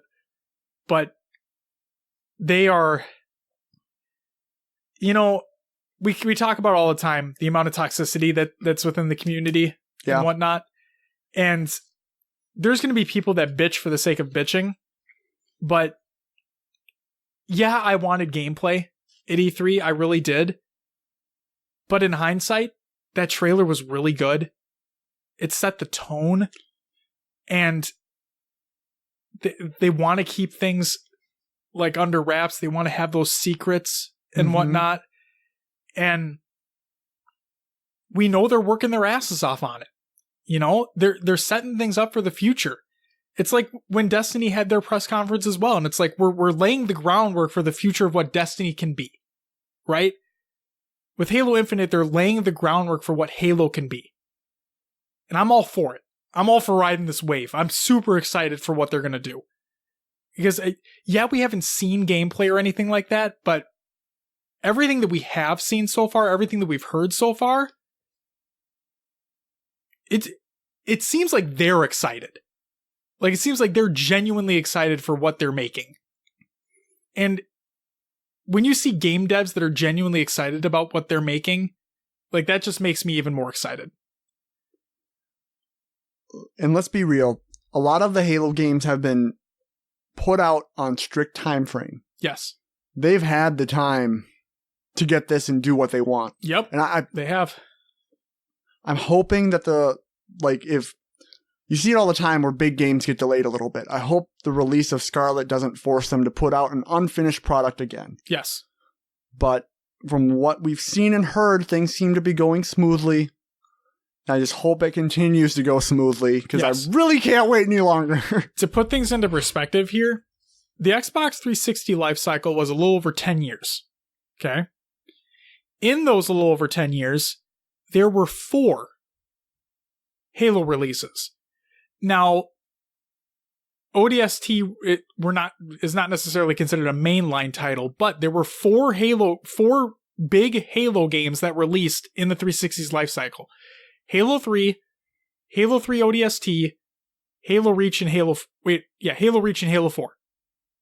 So, and on the Xbox One, yes, we can include MCC in there, but Halo 5 was the one mainline game that released on Xbox One. They've had, like you said, Will, a lot of time. And honestly, I think they've taken this time and I think they're going to make something special. Very special. Well, if you think about it, the fact that they've redesigned the engine, it's now the Slip Space engine. New. Yep, brand new. Yep. There has to be a lot of thought going into, okay, are we going to decide to actually do this now? A lot of planning on what they want in that engine to make the game how they want and the capabilities they want within that game. Exactly. And the fact that it was designed just for Halo, how cool is that? It's pretty neat. It's pretty neat. So I feel like they have something big on their hands, and I just hope it all comes through. This is kind of, I feel like at this point, if this is not right, it's the downfall of Halo. I'm just going to say it. I feel like if this way to bring negativity back, I'm not trying to just... I'm just kidding. I'm trying to be realistic. No, I hear you. With the way the scene and space is with Halo. Yup. If they have... if the game flops, if something just doesn't work, if it's not right, if it doesn't feel... And by all means, what they've shown is they have it. Yeah. You know, that trailer was amazing. It blew me away. But if they mess something up where everyone's like, whoa, no, this is not it. I'm scared for Halo moving forward. I am too. But from, like I said, what I've seen, looks great so far. Yep. I'm really excited for it. I'm probably going to buy the Legendary Edition too, because... I mean, I was with you when you got... I bought the Halo 5 Xbox One. I had never played a Halo game in my life. Yep. And because the man sitting across from me here loved it so much, I went out and bought a Halo 5 Xbox One. Like, that was my introduction to Halo. You think Vicky still resents me for that? I hope not. Kidding. I'm kidding. I'm totally kidding. Vicky, you're amazing. She doesn't listen to us. Hey, I mean, if the event she does. So, I mean, yeah, I came in late. I know I did. You're fine. The fact that you came in at all. Think about that. Like, there's plenty of people that would look and see Halo 5 on the shelf and be like, that's the 5th game? Why would I play that? Oh, there's I have to play all those first before I can play this? There's a lot of people that wouldn't. You did. I mean, part of it is because I was just late to gaming in general. Sure. Like, yes, I grew up playing sports games. That's what I did. Sports and COD. And I was bad at COD. I'm horrible. You're not horrible. Not anymore. I was going to say, you're not horrible. Modern Warfare 2, I think I rarely went positive. Like, rarely. Man. That was a good game, too. I was not good at it. So, I'm like, first-person shooters were never my strong suit. Sports games is like where I lived. Yeah. I mean, you're good at sports games, though. Let's not get shit twisted right now. So, like, Halo 5 and Rainbow Six were like first-person shooter introduction to me, besides Modern Warfare 2, where I really, like, I was like a dumb gamer back then. I was the kid who just ran in, not paying attention, not thinking of strategy, just running around having fun. Like, I didn't think, like, Modern Warfare 2 wasn't like, try to get the best score, 6 shots. It was just like, I'm just here to have fun and do crazy, weird things. Fuck yeah. And it obviously didn't result in me doing well, but I had fun while doing it. And that's what mattered. It was a fun game. But yeah, so like trying to get into competitive shooters, Rainbow Six and like Halo 5 was my thing. And yeah. You got in deep with Siege, man. I did. You did. But anyway, it's just, I do feel like I'm late to this Halo thing, and I don't know, I wish I could have been there in the heyday, just because, like, It was awesome. And I've said it before. I'm not a huge fan of the like competitive previous games. I do feel like it feels slow, but I think if I would have played them then, you'd have a bigger appreciation for them. Yeah, because I started with COD and running and all that craziness, and then Halo 5 just felt like a good transition a little bit. Right. You still had abilities. I don't know where I'm going with this point. I kind of lost track. I'm rambling at this point, but no. What I'm going to say is that I'm glad that you joined in. Like honestly, I really am, because if you hadn't, we wouldn't be here right now. Yeah, that's very true. Okay, I wouldn't be able to talk.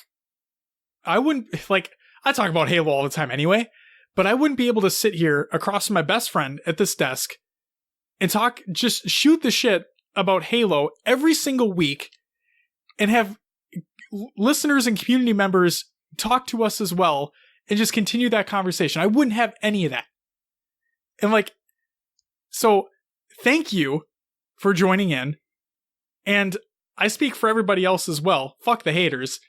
But it doesn't matter if you came in late. It doesn't matter at all, because the fact of the matter is you found your Halo.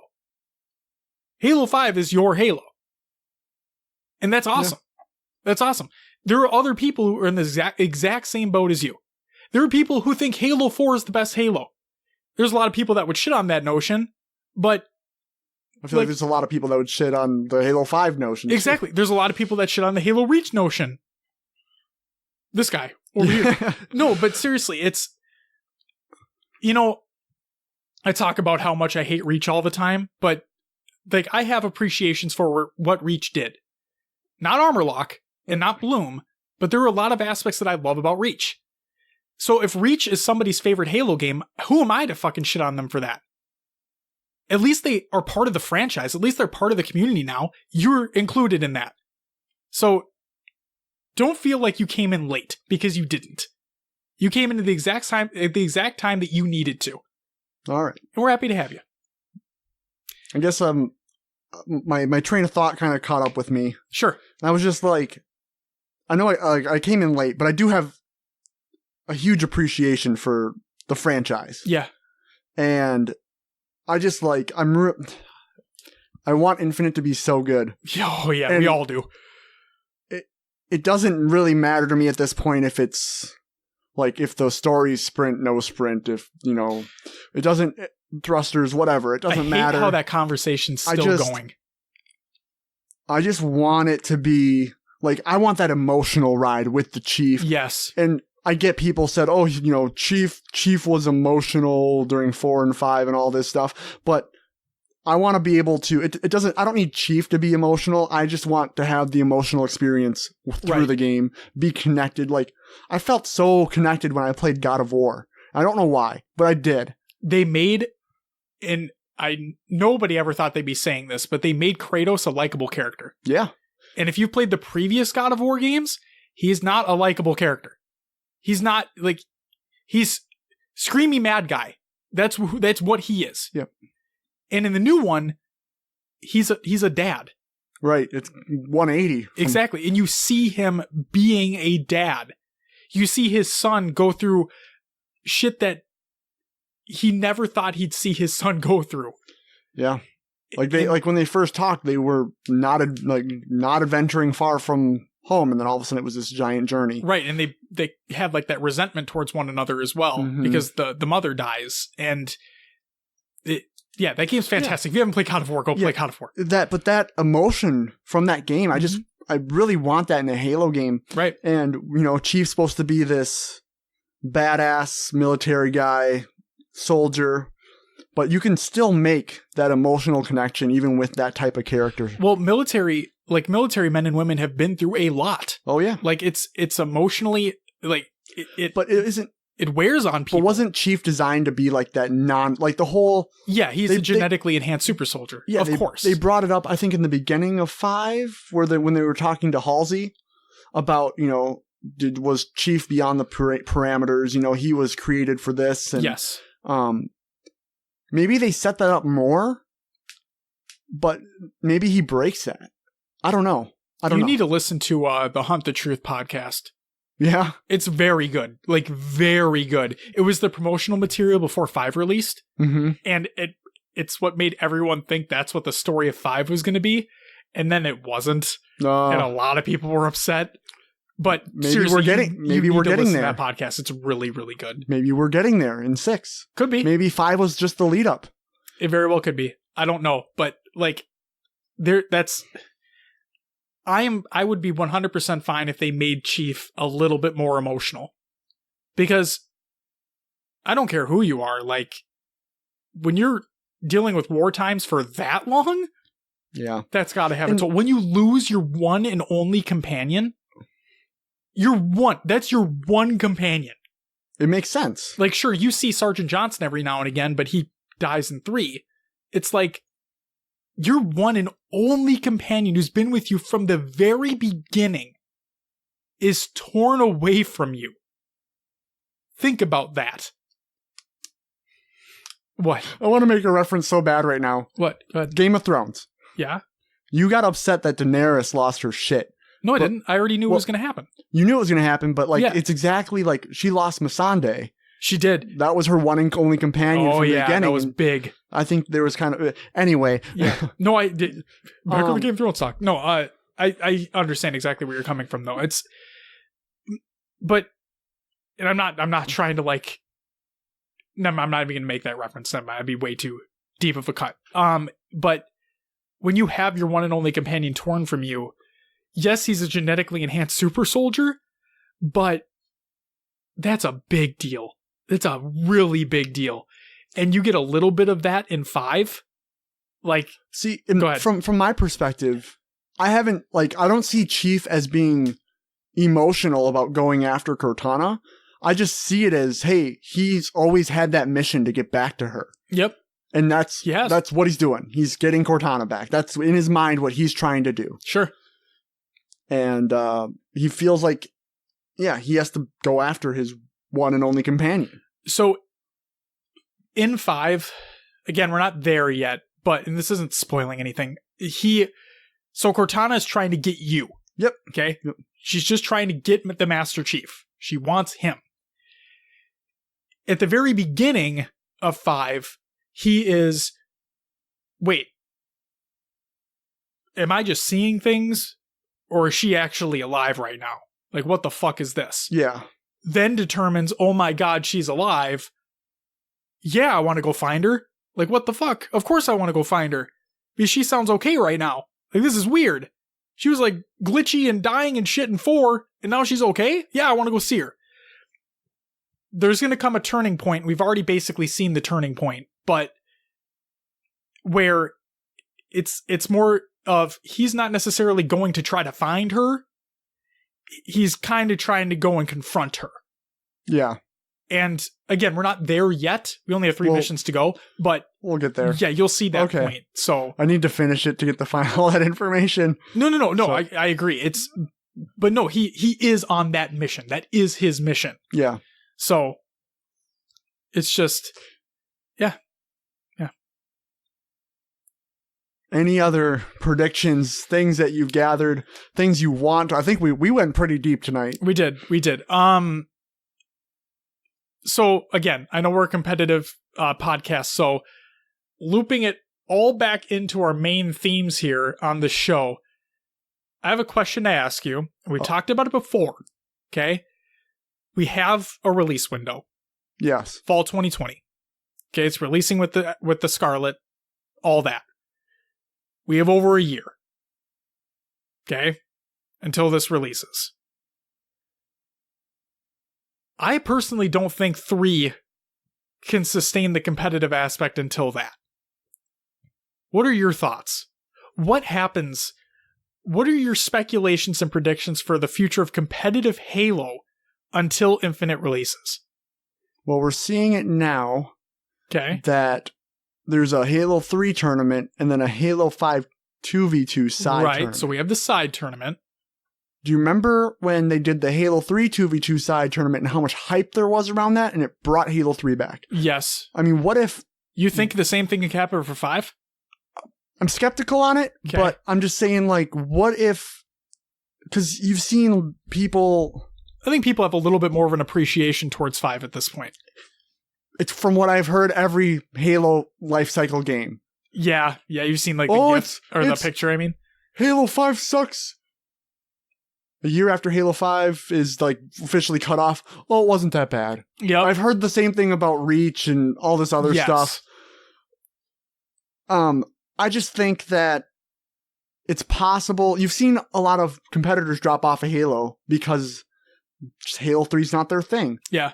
Maybe it brings back some of these pros that we've seen before. Very well could. And brings back their fans, because in this age of content creation, yes, streaming, YouTube, so on and so forth. Yeah, individual competitors can bring in their own fans rather than a team. Like, right. I'm an Envy fan. I root for them. I'm a Reciprocity fan. Yes. I'm a Tox fan now because I used to hate Tox. Yep. When they were just because I'm a type of person who always roots for an underdog. Sure. So like I hated the Tox Optic CLG. They always won until Splice came along. Yep. Then I found myself rooting for them just because of the legacy they had. Yep. Which is amazing. And they've proven they belong there. So I become a Tox fan. So maybe we see some of these older pros come, or not, I guess it's a weird statement right now because old pros Halo 5 pros. Halo 5 pros are playing. Yes. Yeah. Maybe we see some of these guys come back and compete, and it brings back excitement for that game.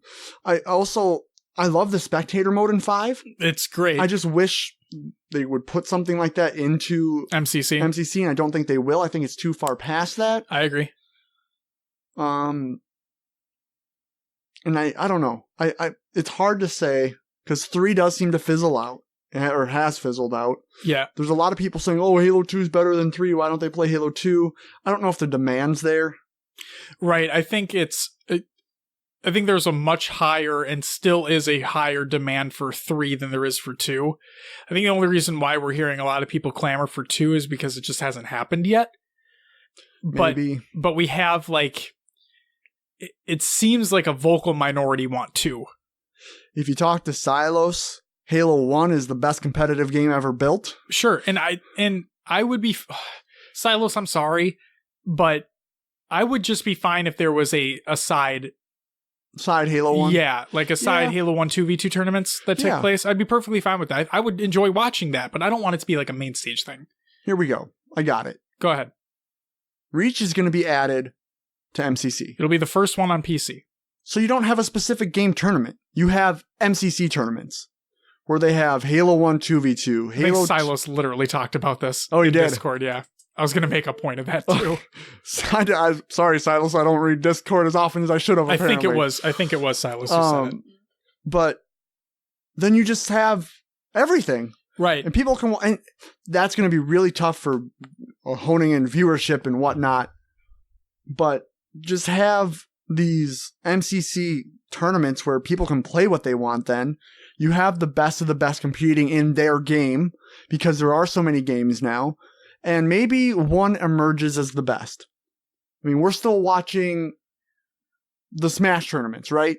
Yep. It's all Ultimate. No, not. It's Melee. That's what I meant to say. Oh, we're in Ultimate now. It's Melee is the top dog. Maybe there's a Halo that emerges as the top dog eventually. But you have all the games there, because why not? People like what they like. Josh, any thoughts? I mean, I agree. People like what they like. And I'm trying to find out. Here we go. Okay, I found it. Perfect. Okay, I'm just going to literally read this from Discord. I know we're going long, but hear me out. Nebraska Halo states, really excited for Halo Infinite esports. I also think they should do a Halo CE 2v2 at every major Halo Infinite tournament. Heavy Rainfall states, I think Silo would agree with me when I say only if it's not MCC. I state, more Halo is good Halo. I would also be down for this. Heavy Rainfall then says, they should just do a solid week of Halo tournaments. 2v2 CE, free-for-all Halo 2, 4v4 Halo 3, 1v1 Halo 4, and BTB Halo 5. Okay? So then I say that I want Pro League back, blah, blah, blah. Silos says, Imagine a Super Smash Con, but for Halo. Play every game, have some of the jump map kids or speedrunners there, have show matches, it would be sick. So I said, Silas, that sounds like a fucking awesome idea for a final event before Infinite releases, kind of like ushering in a new era. And then Silas says, I've salivated about an event like this forever. It'll never happen, but I can dream. It's one of the reasons why MCC was so disappointing to me. It would be the closest we get to an event like that. Instead, all the Halo 2 kids went to Project Cartographer, Halo 1 kids play X-LAN or just LAN Original, Halo 3 kids play whatever, and Halo 4 kids don't exist.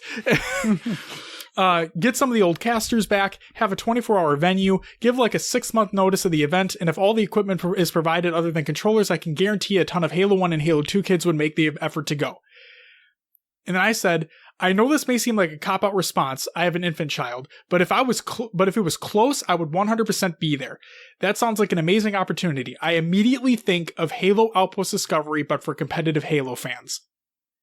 I think I agree with you, and I agree with Silos 100%. If they had an event that it was just every Halo game, tournaments taking place for each one, and they have it, like Silo said it, like a 24-hour type event situation.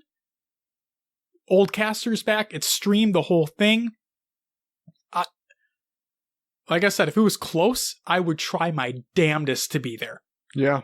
Because that seriously feels to me like it would be Outpost Discovery, but for competitive Halo fans, not lore fans. Right? You'd have everything there. You'd have all your favorite competitors there. You'd have all your favorite casters there.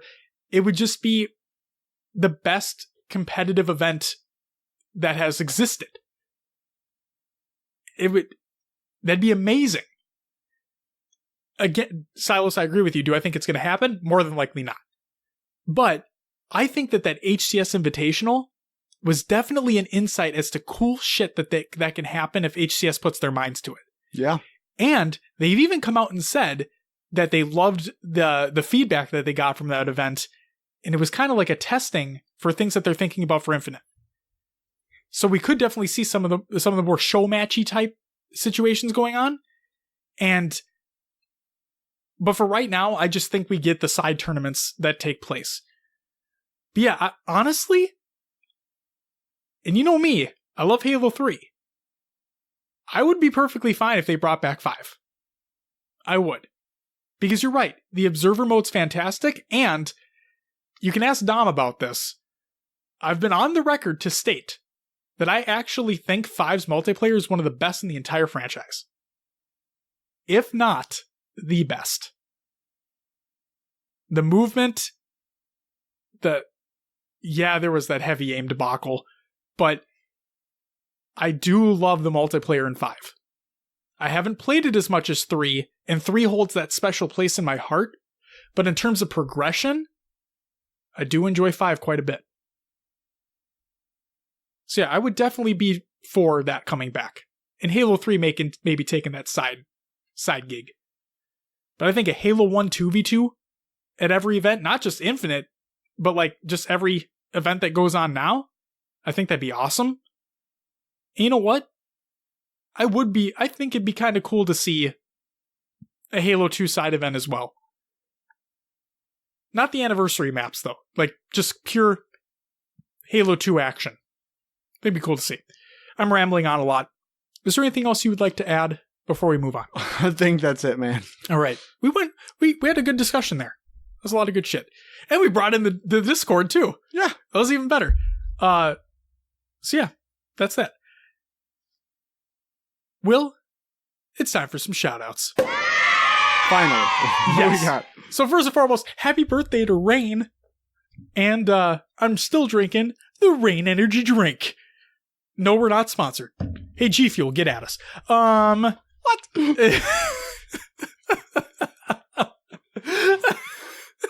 I'm sorry, but you're like, Rain Energy, G Fuel, get at us. Yeah, because I don't want to be sponsored by Rain. I want to be sponsored by G Fuel. I think they're good. I mean, I think G Fuel's better. And it's healthier. You may probably. Yeah. You're probably right. Yeah, that's right. Hey, G Fuel, get at us. All right. For the second time. Fuck off, Mountain Dew. I'm just kidding. I actually like you, Mountain Dew, but no. Hey, G Fuel, get at us for the third time. Okay. And then I also wanted to give like a general shout out to everyone within the community. whether you're a content creator, streamer, you're a tournament organizer, you listen to this show, or just spreading positive vibes, you're all amazing. And yeah, I say it all the time, but to everybody that listens, thank you very much. It really does mean a lot. Yeah, that's it for the shoutouts. And now, it's time for some community creations. First up, we have Meme Monday, like always. It's on Reddit. If you haven't checked that out, you should give that a shot, because it's always there, and it's always great. Then we have the SWAT Nation community highlight. This is a tweet from Halo SWAT Nation, and I quote, "The amazing Samurai Simeon brings us today's community highlight with the spicy Kilimanjaro. Don't forget to follow our Instagram account and submit your clips to clips@swatnation.net if you want to be featured." Then we have Daily Twitter Clips Volume 9 by Scud Puddle. I wanted to give a special shout out to his thumbnail on that video. It is actually really fucking good. And I really like the clips as well. The funniest thing was him getting ran over by the vehicles 3 times. Oh my god, that was really good. That was really good. Or when he like goes in the lift on Guardian. Oh, and it just a couple falls? times he just falls in For no reason. Yeah, it was so fucking funny. Because it's happened to me so often, and I'm like, oh my god, that still exists. I totally forgot. I wonder what causes it. You're just at that wrong angle. Oh. That's all it is. Like if you jump into it, and if you hit it at the wrong angle, you'll just not go the full way. Same thing happens on the lift to go over to camo on Guardian. Gotcha. Same exact thing can happen. And then also if you grab camo and then jump like onto top mid, if you hit the lift at the incorrect moment, you'll fly off. Next up we have Puckett's Winter Wonderland 2019. So this is not necessarily by Silos, but he was able to capture the videos and post them as a full playlist on YouTube. So Silos, shout out to you. Go ahead and check out that Winter Wonderland. It's awesome. Okay. 2 really big ones. And I want to put a special like community highlight on Pixel Flare Graphics. His name's William. Hell yeah. One. Yep. We shouted him out before on those Halo alerts, remember? Oh yeah. Yeah, like the difficulty badge alerts. Yep. Okay. So William went above and beyond. Like unbelievably above and beyond. So he came out with a 3D Halo Skulls pack. Okay? And this is a tweet from him, and I quote, "All skulls on. Want some cool 3D Halo skulls for your fan Halo gamer stream? Look no further. Lots more inside. Contains gold and silver, inactive and active skulls of various resolutions. Good luck." And includes a link for free. Absolutely free. Okay? He went one step further. But not one small step. This is huge. Will, I'm going to ask you to do something right now. Yeah. Okay?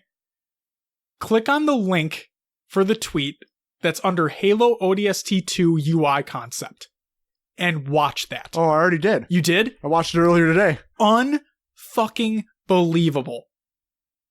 Yeah. So literally what William did was he created a proof of concept for what he would call Halo ODST 2. Full UI, like main menu, mission screens, skull screens, like roster screen, animations as well, and like an animation to start the mission up. It is unbelievably well done. And you want to know the fucking coolest part about this whole thing? It was all animated. Oh yeah. None of it was code. It was all animated. I already put out the tweet, but if there's anybody that is on, like if there's anybody that works at 343 that listens to the show, first of all, hey, what's up? But no, seriously, we already said that 343 is hiring earlier on in the show. Okay? Now I know that you guys at Halo probably don't like just pluck people out from the community to go like work there unless they're on the pro team or whatever. But in all seriousness, I haven't seen something like this in a very, very long time. William did this in his absolute free time.